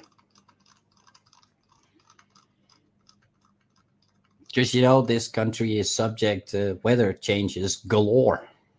And all of a sudden, one year, it might just turn out that the whole location becomes unfertile because of massive rains or droughts or whatever. Then you move the capital. And that's what they have been doing for knows how long. Forever, since before we were domesticated, when we were still nomadic. Exactly. Forever. I think cities were a thing. I think you moved to a city like we discussed many years ago. The Don't call me old. How dare you? So there. No, you're 100% right, though. This is the thing. Like, I think a lot of our early hypotheses, we've been able to show a lot of evidence for this idea that there are trading zones. Those trading zones are what became modern cities. The idea of living in a city forever was not natural. Clearly, they were trying to trade from one city to another, and then there's castes that emerge that say, well, we'll just be the family members that constantly do business out of that city. Then there's nepotism, and there's, you know, meritocracy, and it evolves from there. I do think, though, cities are, you know, I would say they've become naturalized, and they're diabolical at the same time. The idea that people have learned to, and it's such a different lifestyle, right? Because the idea of living in a city and property and the way it works, as opposed to being in a, you know, again, I'd like to call it hunter-gatherer, but maybe a better word is just capitalist. When you're living in a non-scarcity, abundant frontier, then all of a sudden you're capitalizing on ubiquitous resources, which is the opposite of a city where there's no commons.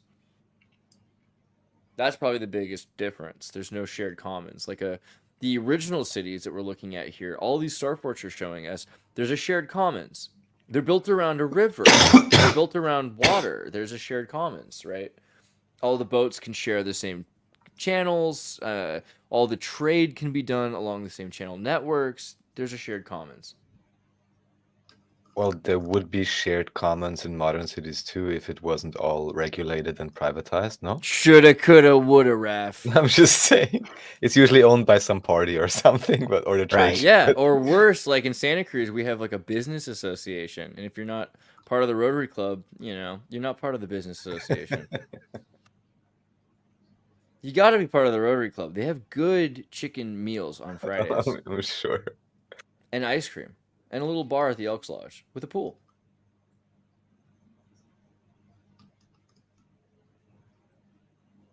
Sounds to me like some low-level MLM scam. The way you're talking about it. I didn't invite you to join. Oh, right, that's the difference. Thank you.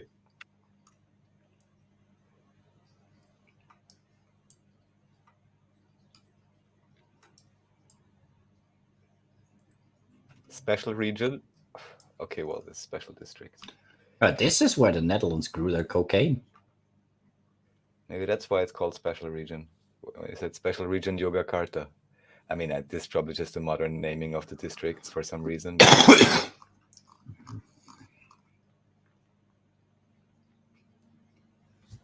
That's the old city, the red. Can you zoom in a bit more into that square? And that's where the Okay. citadel's set. Ah, Boom. I almost didn't notice that one.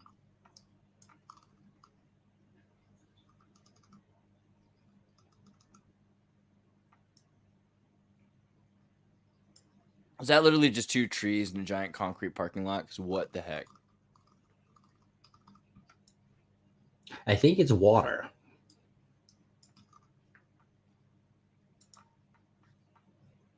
But let's see.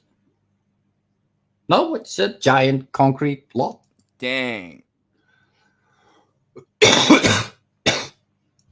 They wiped out the whole block. Why? Why wipe out everything? Was there gold? Like, tell me more. Was it a liquid mercury pool? Tell me more. Why would you erase it all? Tell me more.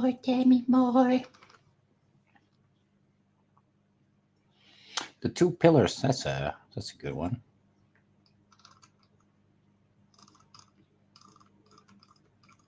Right, I just want to bring this up. You guys know more about this because it reminded me again of Central Park, and because you showed that they already had zoned it, and there is this story of Seneca Village. I forgot again what happened there. Maybe Andreas, you know about it? I'm sorry, I'm still singing Danny Zuko because I played in Greece and like I can't. It turned colder. That's where it ends. I'm sorry, I really can't. I'll be back in a minute. It's okay. So He's before really Central bad with Park that. was created, there was Mike did it Seneca on Village. purpose. Okay, by 1855, village consisted of 225 residents. All right, that would be Where was this? later. 1855, Central Park. It was Seneca Village, which consisted of approximately 225 residents. Okay, but that would be a low number anyways. I thought it was something bigger or earlier. Well, she got friendly down in the sand. Why are you doing this to me, man? Don't sing songs. You know, like that You're doing Cartman it to thing where he's yourself. like, "I'm sailing away," like, and he has to sing the whole song. I didn't mean that wasn't setting up a course for the birds. Stop it. I have too much ADHD. More than I knew. Okay, now this is interesting just because we looked at the map earlier, and this is from centralparknyc.org where I'm reading this, because here it says only is what I'm saying, but during the early 1850s, the city began planning for a large municipal park. And in 1853, again, these 1850 dates, New York State Legislature enacted a law that set aside 775 acres of land in Manhattan from 59th to 106th Street between 5th and 8th Avenue. There's a 666 acre joke though about the Central Park. Yeah, I forget the whole thing, but Frederick Law Olmsted and Calvert Vaux, who were not designers or engineers or architects. Michelle Gibson did a show on this Olmsted guy, I think. Yeah, but they were Freemasons. Obviously, cut to the quick. Like Frederick Olmsted was a Freemason, so was Calvert Vaux, and they were put in charge of building a grove, right? And so you can think of Central Park similarly to Golden Gate Grove. The groves are man-made, and this is all on top of land, by the way, that was settled. There's huge colonies. They call them the I forget the name actually. I was going to say Hoover Towns, but that's in the 20s. But in the 1800s and the 1700s, it's Irish, French, Dutch, Germans, African Americans. Everybody is living in Central Park in these bungalows, and they're pretty intricate. They're far more intricate than people realize. I don't understand enough to say that they're like yurts, but I believe that would be a fair equating. That you could say that a lot of these were kind of nomadic, shantytown like structures that were built up, and they were interdiverse. It had nothing to do with what race you were. And so this is really antithetical to modern New York, because modern New York was designed, especially in the early 20th century, late 19th century. Banks started moving you and giving you loans based on your ethnicity to particular boroughs. So the racial segregation of New York happened after Central Park, right? And before that, Central Park was it was a town. It was a town with tons of people living in that area, right? And they were just all forced out. Right. So I'm just wondering, because of the zoning and the dating, 13th Monkey, by chance, do you have this map, or which we looked at earlier? Doesn't it have to look at it now? But I'd just be curious again to check when it was officially made, just to correlate if even here the story fits. So when was this map? Oh, great, you have it. I mean, here they say in 1776. Okay, so then it's obviously just a backdated map. And when was Right. it supposed to have been made is not sure. Okay. It's right after World War II. Sorry, World War II. It's right after Civil War. It's right after it's mid Civil War. Okay. 1859 to 1863. All right. Okay. Yeah, then 1863, I think, is when I think I have a picture. Yeah. Well, give me a second, and I'll look for something. Thank you. Yeah, Crypto Alchemist is asking about the giant stone block pyramid mountains. I never heard about. Real quick, here's Sure you Central know about- Park yes. in Oh, great. 1863, and you can see like the way, here's the design plan. So there's a waterfront here that's kind of a reservoir, and then it's supposed to allow for a fountain because it's at an incline, right? So that the water will come down, allowing for this fountain to constantly run. And then there's going to be a arboretum walkway with groved gardens, and then walkways around that for so that way you can have Again, what's curious, because it's exactly the same story in Vienna, that they basically say, oh, the old emperor came and from 1850 or whatever started building up the ring street and everything, but also started the, how do you call it, parkification of the city, and that this is such a big and important thing to do. And again, I'm just wondering why everyone had the same idea around that time to well, I think a making big like reason city parks, maybe to make it more attractive. there's a couple reasons. There's a lot of reasons. I'm sure there's energy, and there's like the idea that like this is healthy, but you've got the town over here, right? And so you got most of your dense traffic over here, and then anyone elite has properties almost as large as the towns themselves. And so those homes, they want privacy. So they'll build these what they're called roundabouts, and so these cul-de-sacs, and Be so right these back. roads, they go these weird places where you hide the house behind roads and trees and little areas there. So they have they're hidden. That's that's the kind of the goal. And once you start tearing out land, then all of a sudden they feel like more exhibited or observed. They don't like that. So the idea of having something that draws the commons out and gives them the illusion of being in the roundabouts, that was something that was suggested as well. Give them their own common experience that is equatable with living in your own personal property, right? Nice. Yeah, so the whole city gets one park, the same Well, size but of one rich family's garden. in I like Britain, this garden though is actually rather like, compare this to, okay, sure, in North New York or upstate New It's a York, great that's one. It's a very big park. It's nice. I'm not it is complaining about absolutely it, but I'm absolutely just saying. large. It is absolutely large at that time compared to the rest of the city. Now today, looking at Central Park, it seems small, but it's still accessible. I would argue that Central Park is really, I mean, imagine you have thousands and thousands of people, tens of thousands of people living in a building right next to the park, and yet the park is still accessible and people still have equal opportunity to experience that. It's hard. It's hard because I hear you, like it's not perfect, but No, I it's just still wanted far to more point out the impressive. distribution inequality, but of course, but you even need it, because especially if the city starts sprawling bigger, who could even survive in such a place? I think similar with Vienna, like I said, they This is deliberately absolutely a parkify grow it out of what exactly like this grows out of to European. make Babylon somewhat palatable, which Well, works kind it's of. not. It's not just to make Babylon palatable. See, it's like a social monarchy. It's inspired by grocer mercantilism to have a more educated and more civilized populace.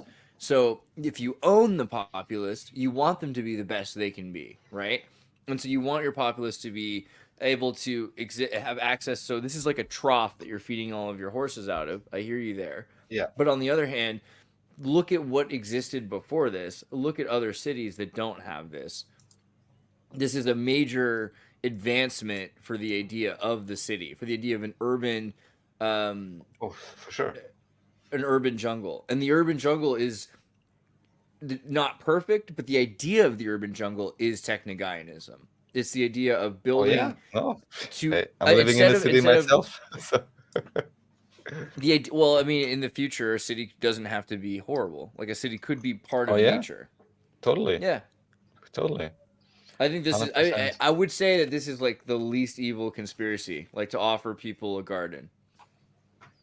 Oh yes, of course. I completely agree with you. Just at the same time, it's also kind of obvious because even like you point out, I don't want to snoop you around in my private garden. So just have this slab of land and leave me in peace. And you have to understand, like, simultaneously to this, you have Saint-Just in the French Revolution. And so in France, to this day, every year, every common person in France can go into any common garden because those gardens are, there's a social revolution that took place before Napoleon that allows for these people to visit any private property, any lord's giant, manor, any, chateau that has a garden. They're all open for the public to walk around and observe for like 2 weeks a year or something like that. And so you have to wonder, like, is that safe? Do you really want to have, like, I was at a friend's wedding in France, and it was very weird that there were just random people that were like showing up, like hiking, you know what I mean? Like, it's probably fine, but it's like Europe doesn't have borders or anything like that. You don't know exactly who someone is. If someone wanted to like come kill you or something like that, you have like no private property for 2 weeks a year. So that might be a system that works in France, but I think the idea of just having like tons of places for people to be that are like Central Park is pretty sweet. I don't know. I don't hate it. Have you ever been to Central Park? It's pretty cool. Oh yeah, no, I completely agree. I'm just saying they give you one of those, whereas 99% of the surface area should be like that. That's just what I'm saying. All right. Well, like then just really quickly, like New York City. Let me just show you, just because you said that, like map. Or actually, better yet, here, New York State. I'm not talking about the practicality of New York No, City. I mean, I'm just but- saying but look, overall this how is- much commons there should be, right? But And how much there actually is. Okay, but like That's all I'm saying. this is New York State, right? Okay, like how much of New York State is just nothing is crazy. There's just so you can go by towns, let alone if you want to buy a church or a mall or something like that. But you can buy like just acreage. Like upstate New York is just empty, right? So there's just so much. There's miles and miles of nothing but miles and miles. And how big is New York? New York City size is 778 kilometers square. So it's this tiny little thing compared to like size New York State size. Yeah, it's like it's definitely like considerably small. The idea of density of population in New York City is really interesting because it does alleviate stress on the rest of the New York environment. The north and state is not getting all of that pollution, all the craziness. Like when you go to New York City, you're like, oh man, there's like brake dust on all the concrete, but that means it's not in all the trees in the north. So I don't know. It's like the idea of density of human population is better for the environment. Hey, look, a pyramid. Sorry. Good point. Please. Yeah, Mike. Bernie asked for pyramids, so there you go. You're gonna get us in trouble. You're showing the Chinese pyramids. Aren't they supposed to be hiding those? Yeah, well, sort of. I mean, Oh, busted. Wait, look at that. That's amazing. they just plant them full of Yeah, trees and they're trying to bushes destroy and- them. They want to be ripped apart and gone. It's crazy.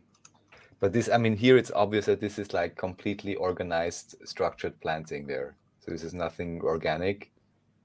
So do you really think they like put them so the roots kind of break up the stone or something? That would be a more efficient way actually to do it. The terms of human official labor. statement of the Chinese government is like, we're leaving these for future generations. I'm sure they are. Sure. Whatever yeah. that means. Whereas they're Whatever the fuck, yeah, like, whatever that means. but, somebody might have built these, but you it know. definitely wasn't the Han Chinese, and so we don't care, basically. Yeah, but it's one thing to not care, and it's another thing to You cannot systematically come and mess with my put the history. trees there. Yeah, you don't want anyone to find out that it wasn't the Han Chinese that ran China. Yeah, it would bum them out. And I'm just saying because here it's even obvious the way it's planted in some of them that this is like rows and rows with equal spacing. So yeah, why? To have the roots break up the stone? Again, I'm asking the same question. Here you can see that be? there's also pyramids. They're not even marked. 1, 2, 3, 4, 5, 6. Possibly. So Bernie says there's more pyramids. There's some giant block 9s in China recently trending on. Yeah, those are fake. Oh, I don't trust TikTok, but I don't know. I mean, the idea that China is promoting. Well, yeah, I again- looked, nah, it's like it's a pretty rapid fire answer, but like I looked into it for a good long while, and they're fake. The idea that China is promoting Americans thinking there are pyramids on TikTok is really interesting to me. but did we solve now? Is TikTok now really Chinese or actually American company? Because I heard some debates on that, like who is actually owning the thing or controlling the stake and so on. I'm not sure if that's exactly TikTok as is owned presented. by ByteDance. Right. ByteDance is I a forgot- Chinese company. Yes, I'm aware of that, but I forgot the exact combination or in terms of like who is actually leading the policy for America. But 20% by co-founders, 20% by its employees, 60% by ByteDance. Owned by global investors. So there are some global investors involved. Okay, that's just like a bunch of nonsense though, because the way Chinese corporate policy works is that the government owns at least 51% or 60% of the company, right? So ByteDance is controlled, and 60% of the company is controlled by the China. So one way or another, the Chinese government control it, and then also anything built in China, they have to be like if there's servers in China, then those server companies that they're working through, those are owned by the Chinese government and have to be licensed. And license means the ability to do what you'd otherwise not be allowed to do. So there are certain caveats with being licensed in China. I mean, I'm not saying that there's not a level of free enterprise to it, if that's the curiosity, or that there isn't participatory investment from international sources like the Saudis and probably the CIA and BlackRock, pardon me. But yeah, it's still like all of that data is accessible by the Chinese government, the same way that all of the data of the United States is accessible by the American government. Like, what do you expect? I figured the best thing to do is use TikTok if you live in the U.S. or Yandex, and like if you live in Russia, use TikTok, and if you live in China, use like probably Twitter, the way to right? go. Like just use the system in the other country. It's farthest away, yeah, exactly. Use the system in the Takes country the that longest doesn't for the spooks to get through. that don't really use the system in the country that the spooks don't work with the country that you're from, spooks, right? Like just. Is that crazy? What are we looking at now, Mike? What are we looking at now? China. Still. Yeah, but are these? Are you This is all sections of wall, and Is this where they were saying they thought like fake stuff was at, or no? In the North Desert. fake stuff. I don't know. You're earlier you were saying some of those pyramids were fake, and I thought maybe it was in the Oh, or something. yeah. The TikTok stuff, that's fake. I looked into those, but I haven't marked anything down, or I'm not marking fake stuff unless it's in my drawing. Yeah. So Crypto says there's drone footage of it. We just have to look that up, I guess. Or maybe you can post a link.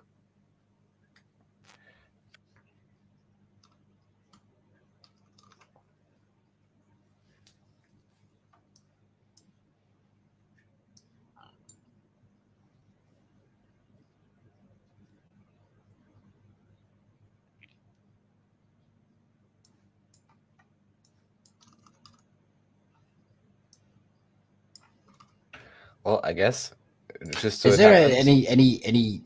anybody else that wants to see something specifically? Yeah, let's see. So let's do a roll call. Anyone who has questions, ask them now. We'll go through them, and then we'll let Mike go, and Andreas prepare for another show. So if anyone wants to know anything, type it in right now, please.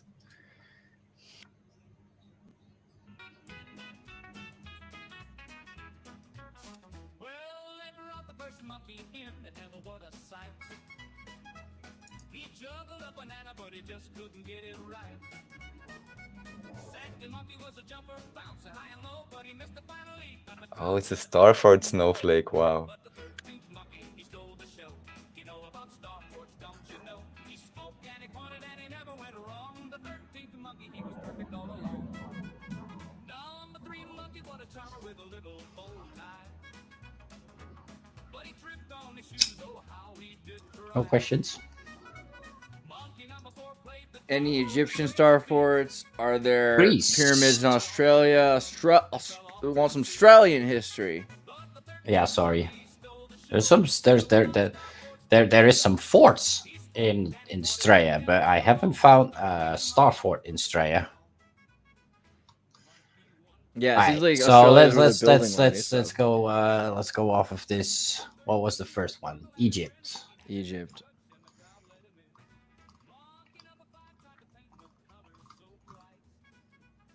That is a big old citadel. Oh wow. Man.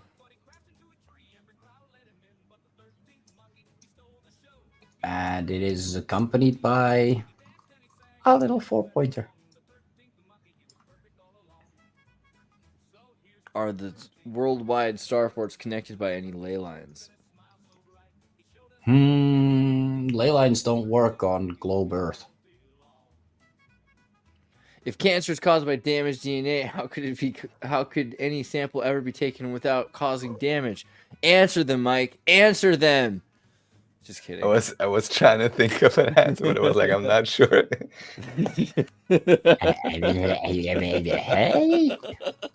You want I me don't know, to man. do now? The point is inject Pepsi, but that's not medical advice. I don't drink Pepsi. That's just evil. Yeah, right. That was the point, though. It's brought to you by evil. Oh, and maybe one last thing we could look at, just because we have the Google Earth here, and we've both, at least Andreas and I have been there, is the Bosnian pyramids. If there's anything, or anything you would discern from looking at it from top, because also there people are complaining sometimes. Is it real? Is it not? But only after we finished whatever you wanted to show here. Yeah. It's a good answer. Good idea. This is just by the request of people. So this is Walled City. So here we're in Egypt, yeah? Yeah, this is still in Egypt.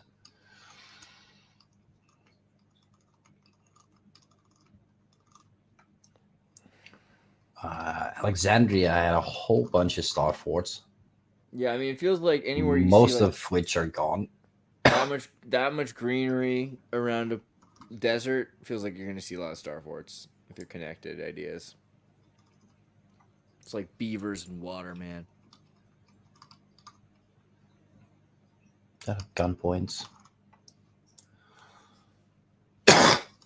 So you think those are later, though? Those are like Alexandrian? I have an old map that shows them as being star forts here in the case of the red forts. Rad. But that's like, yeah. You can still sort of see the shape. Yeah, totally. But there's just It's so all much nice. going on there for so long. There's a lot of density. It's amazing that that still made it.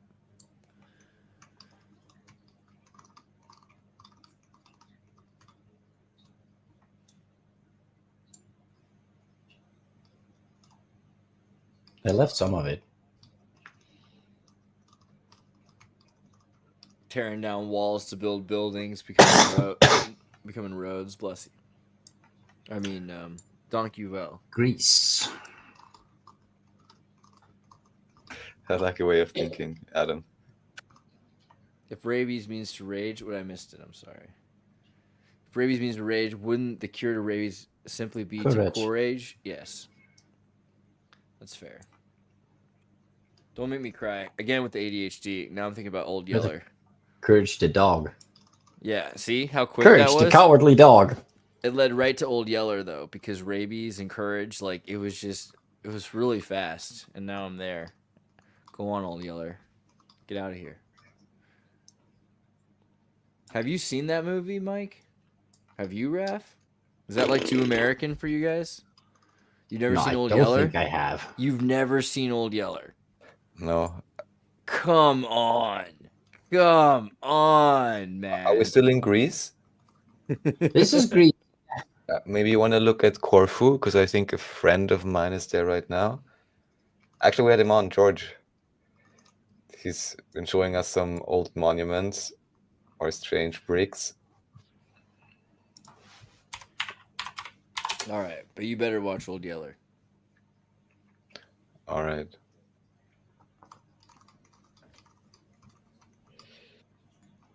Badang. Here we are. So, and I mean, as the other question, how far can you go or research anything before you stumble across Star Forts? Not very far, it seems. No. There's always some fortification, a walled city, or a tower you run into. Like at some point, like I just enjoy doing this mapping stuff. Like you've seen, like I got a whole bunch of folders with all kinds of stuff that isn't even related to forts. I've got a whole map with just racetracks, drag strips, racetracks, ovals, all kinds of stuff. It's just marking it down. You know, I watch a YouTube video about something, and this guy mentions a racetrack, and I racetrack. Do I have that marked down? Look it up, Google it. Blah, blah, blah, blah. Not a mark. And it's also, I mean, kind of, I'm not sure of the proper word, strange that it would be, and I mean, we're very thankful for it, but that it's you doing these maps. And I mean, why is it not supplied by the governments and whatever, like all kinds of mappings of all sorts? Like, where's the geography department or something? They're all asleep, it seems, no? Yeah. Well, what can they do, right? Everything has been mapped out. Blah blah blah blah blah blah. I see. Everything has been mapped out. It's all been done. We've been everywhere, which is another load of wank. And just these little things like towers, I started noticing them too, and they made me think of Lord of the Rings. But they lit the beacons in Minas Tirith. Mm-hmm. And how convenient a means that is of communicating with far distances. A tower, you light a fire, enemy comes.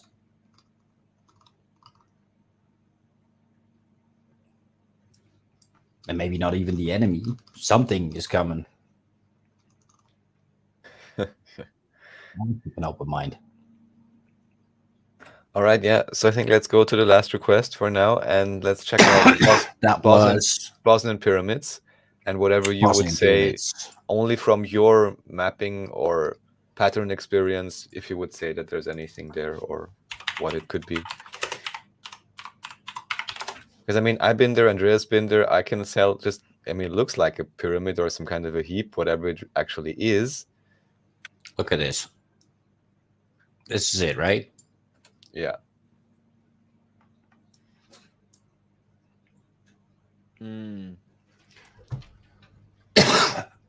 Let me see if I have. I mean, what is the likelihood of a shape like this occurring naturally?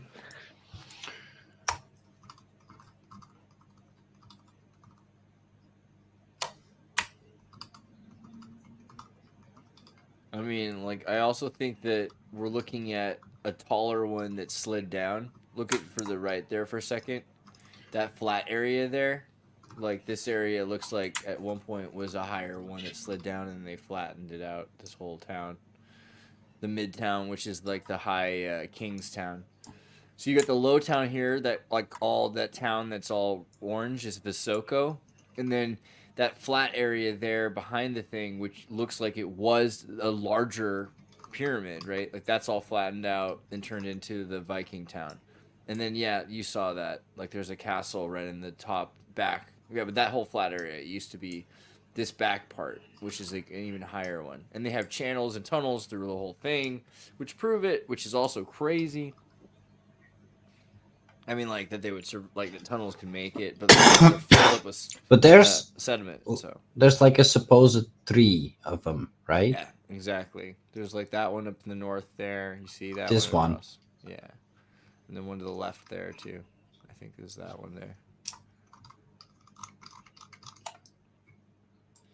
But yeah, I mean, I think arguably, the this- back one was This holds merit in Right. shape. and that's that where the has- Viking town was. The I Viking mean, kings. let me see if I can. The Bosnian kings, right? Slavic Rus.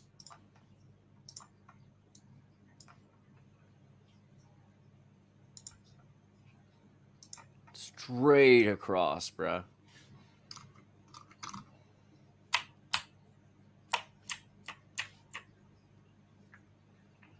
So you should have something going down.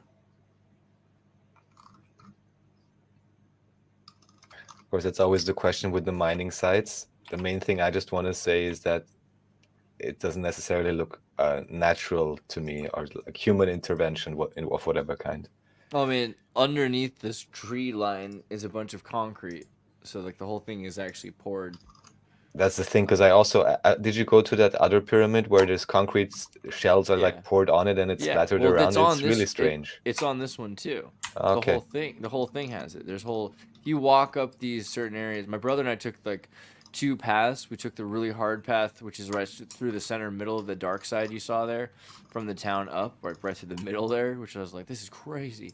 And then we realized that there was like a more convenient path to go down, so we descended, from the castle around the thing.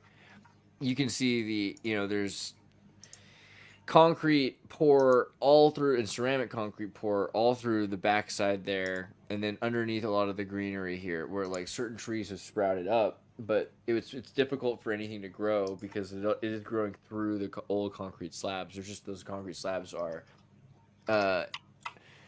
calculated to be 20,000 years old. I assume it's like 6,000 to like 8,000. Well, but of like course, carbon dating is showing like the Anatoly Fomenko, of course, has issues with carbon dating, which I Yeah, tend to well, agree with.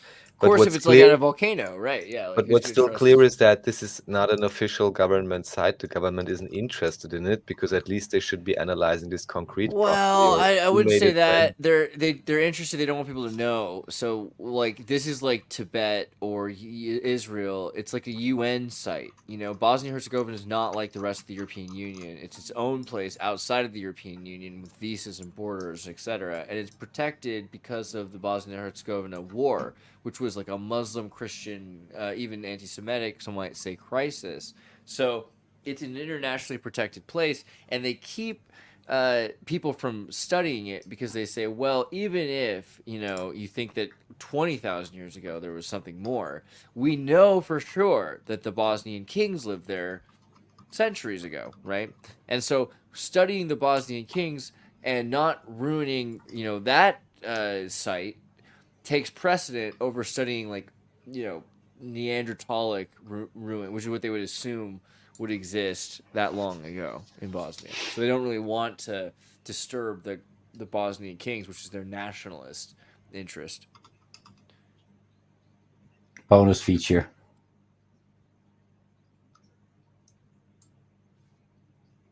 Yeah, true. Take that, Bosnia. Something pretty hardcore about that snow pyramid, you gotta admit. That one. You're always That looking one. around the pyramid for That the one. pyramids. It's like Star Force. They don't want to be alone. What were there like trees on them, or did it just look like that? Was it just like? No, this is not. Like, it's just. This is a desert, man. Snow desert. That This is is gotta be. either rock face or pyramid face. You know, like I usually want to live on a tropical island, but there's a sick part of me that could mum rot right out in that snow pyramid. Think about it. Think Yeah, if you about get it. to live inside of it, Yeah, that kind of could be base. You get like no movie one's gonna come projectors, disturb you. couple snow snow I'm pillows. sure they have good internet uplink there too, so should be fine. Oh yeah, I saw the Fitbit scan. Yeah, it's like clearly a lot of traffic down there, but I think you could still get good signal. Whoa, look at that! Oh, I hate to be like seeing pareidolia, but dang girl, look at you, Wow. look at you, y'all winking at me. It's I mean, funny, come you're on, like, what do you think the deal is with that? Do you think that there's like, what the hell is this weird little pillar casting shade? you think someone's doing making here? faces, like they're carving faces out on purpose because they're like, this would be funny. Like, we should have a giant face that just freaks people out. That's like, come on, that doesn't even. That's a joke. That looks like a South Park alien. That doesn't even. Yeah. It's a cartoon, bro.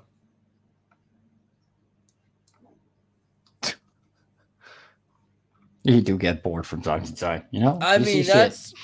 that's wild. That's pretty adorable. I mean, come on.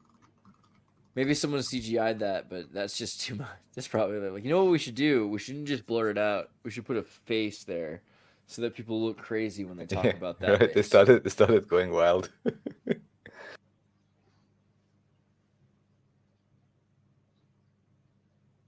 That's awesome, man. That's awesome. Antarctica face. And the hard to get places in Scandinavia. I think you got a couple of those, but there's also Antarctica's beautiful though. Look at all this. Totally that shape. Believe it. Looks just like that.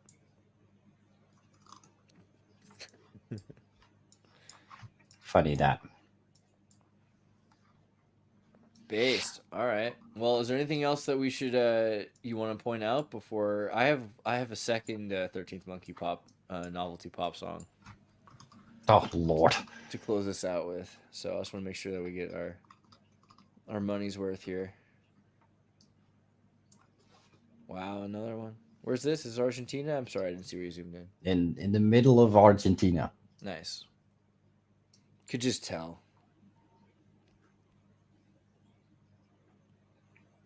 Yeah, Argentina's crazy. Like, nobody wants to talk about the middle of Argentina.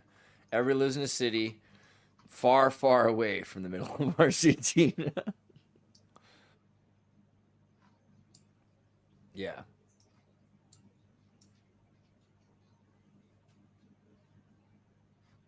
Yeah, it's crazy how big it is also. It's just so much bigger than the map, like, kind of suggests. It's huge. It's huge. It's very big. Takes like Not as big as Brazil, but it's big. takes a long time to drive through Argentina, man. Takes a long time. Just miles, nothing but miles, like African prairie and savannah. That's cool.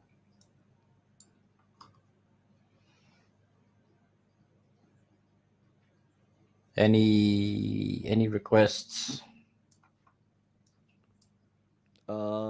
Anything we want to see? It's like, oh, I know there's a star fort there. Do you show? Someone asked about the hard to reach. Bring it. Asked about the hard to reach places in Scandinavia. Like this Norway? one? There's some, yeah. Okay. Yeah, this, and we had a request for northernmost star fort we can close it out with. That's this one. Oh, that looks nice. Well then, here we are. That's a cute one, but also this doesn't look like it's made for rifle. No. Well, I'm always curious about like the Star of Melchizedek, right? Because it's specific. It's not just the Jewish star or like the Babylonian like Star of Solomon. Right. It's like that star has to do with the right Melchizedek is Zadok is like a righteous man, and Melka is like the ruler. So it's like a righteous ruler that has the right to tax you, to tax. So Nothing the to idea that see we're here, but- seeing we're seeing tax forts, I think, when we see the Melchizedek forts. Where's that? Canada stand. Oh yeah, man. Hey, and like shout out to all of our Canadistanians who watch in the Great White North. Eh?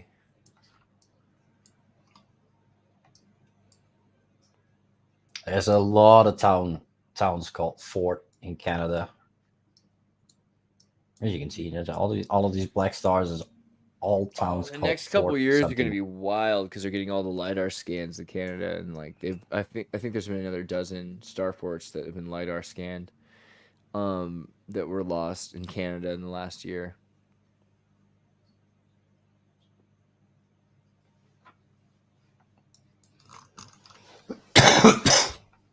God bless you. Thank you. Well, if there's no Just- more, As a last question, just so people aren't confused, I also always asked about this. What is the blue star in the middle of the ocean? It's just a legend you said, I Oh. believe, right? yeah, that's a legend. Like if Yeah. you In terms of description. at some point, I might release this thing to the public, and then you can click on the big blue star, Mhm. and it shows you whatever it means and some thank yous from people that Right. contributed. Awesome. Well, thank you so much, 13th Monkey. Thank you for having me. Oh, it's been a good 3 hours. Targeting taking home. Where starfoot's gleam so bright and shiny. Who made those colors are being pulled. Hidden by the mud flood, swept under the rug. Mystery buried deep, getting dug. Under that Masonic checkered rug. Hey, hey, it's the 13th monkey.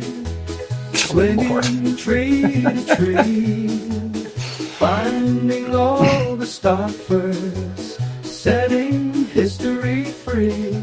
From Tartaria to the world.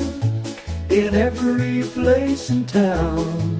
The 13th monkey's gonna find them, turn it all around.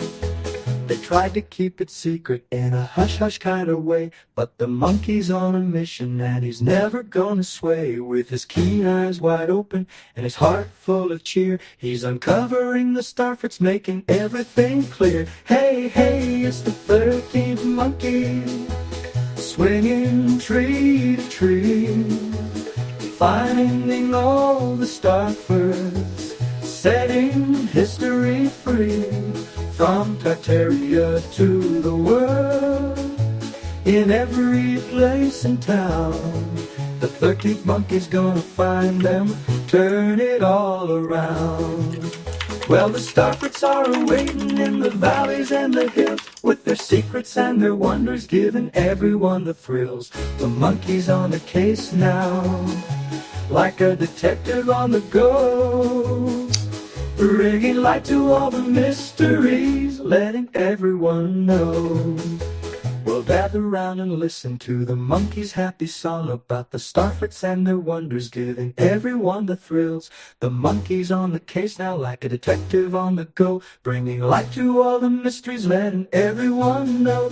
So gather round and listen to the monkey's happy song about the starforts and their magic, where they've been hidden so long. From the north down to the southlands and the east out to the west, the 13th monkey's on a roll. And he's doing what he does best. Hey, hey, it's the 13th monkey, swinging tree to tree. Finding all the starfers, setting history free. From Tartaria to the world, in every place in town. The 13th monkey's on a roll, and he's doing what he does best. Hey, hey, here the 13th monkey's swinging and the starforts are in sight. He's revealing all the secrets, bringing everything to light. So let's dance and let's sing in the 50s poppy way. The The Starforts and the monkey, they've got so much to say.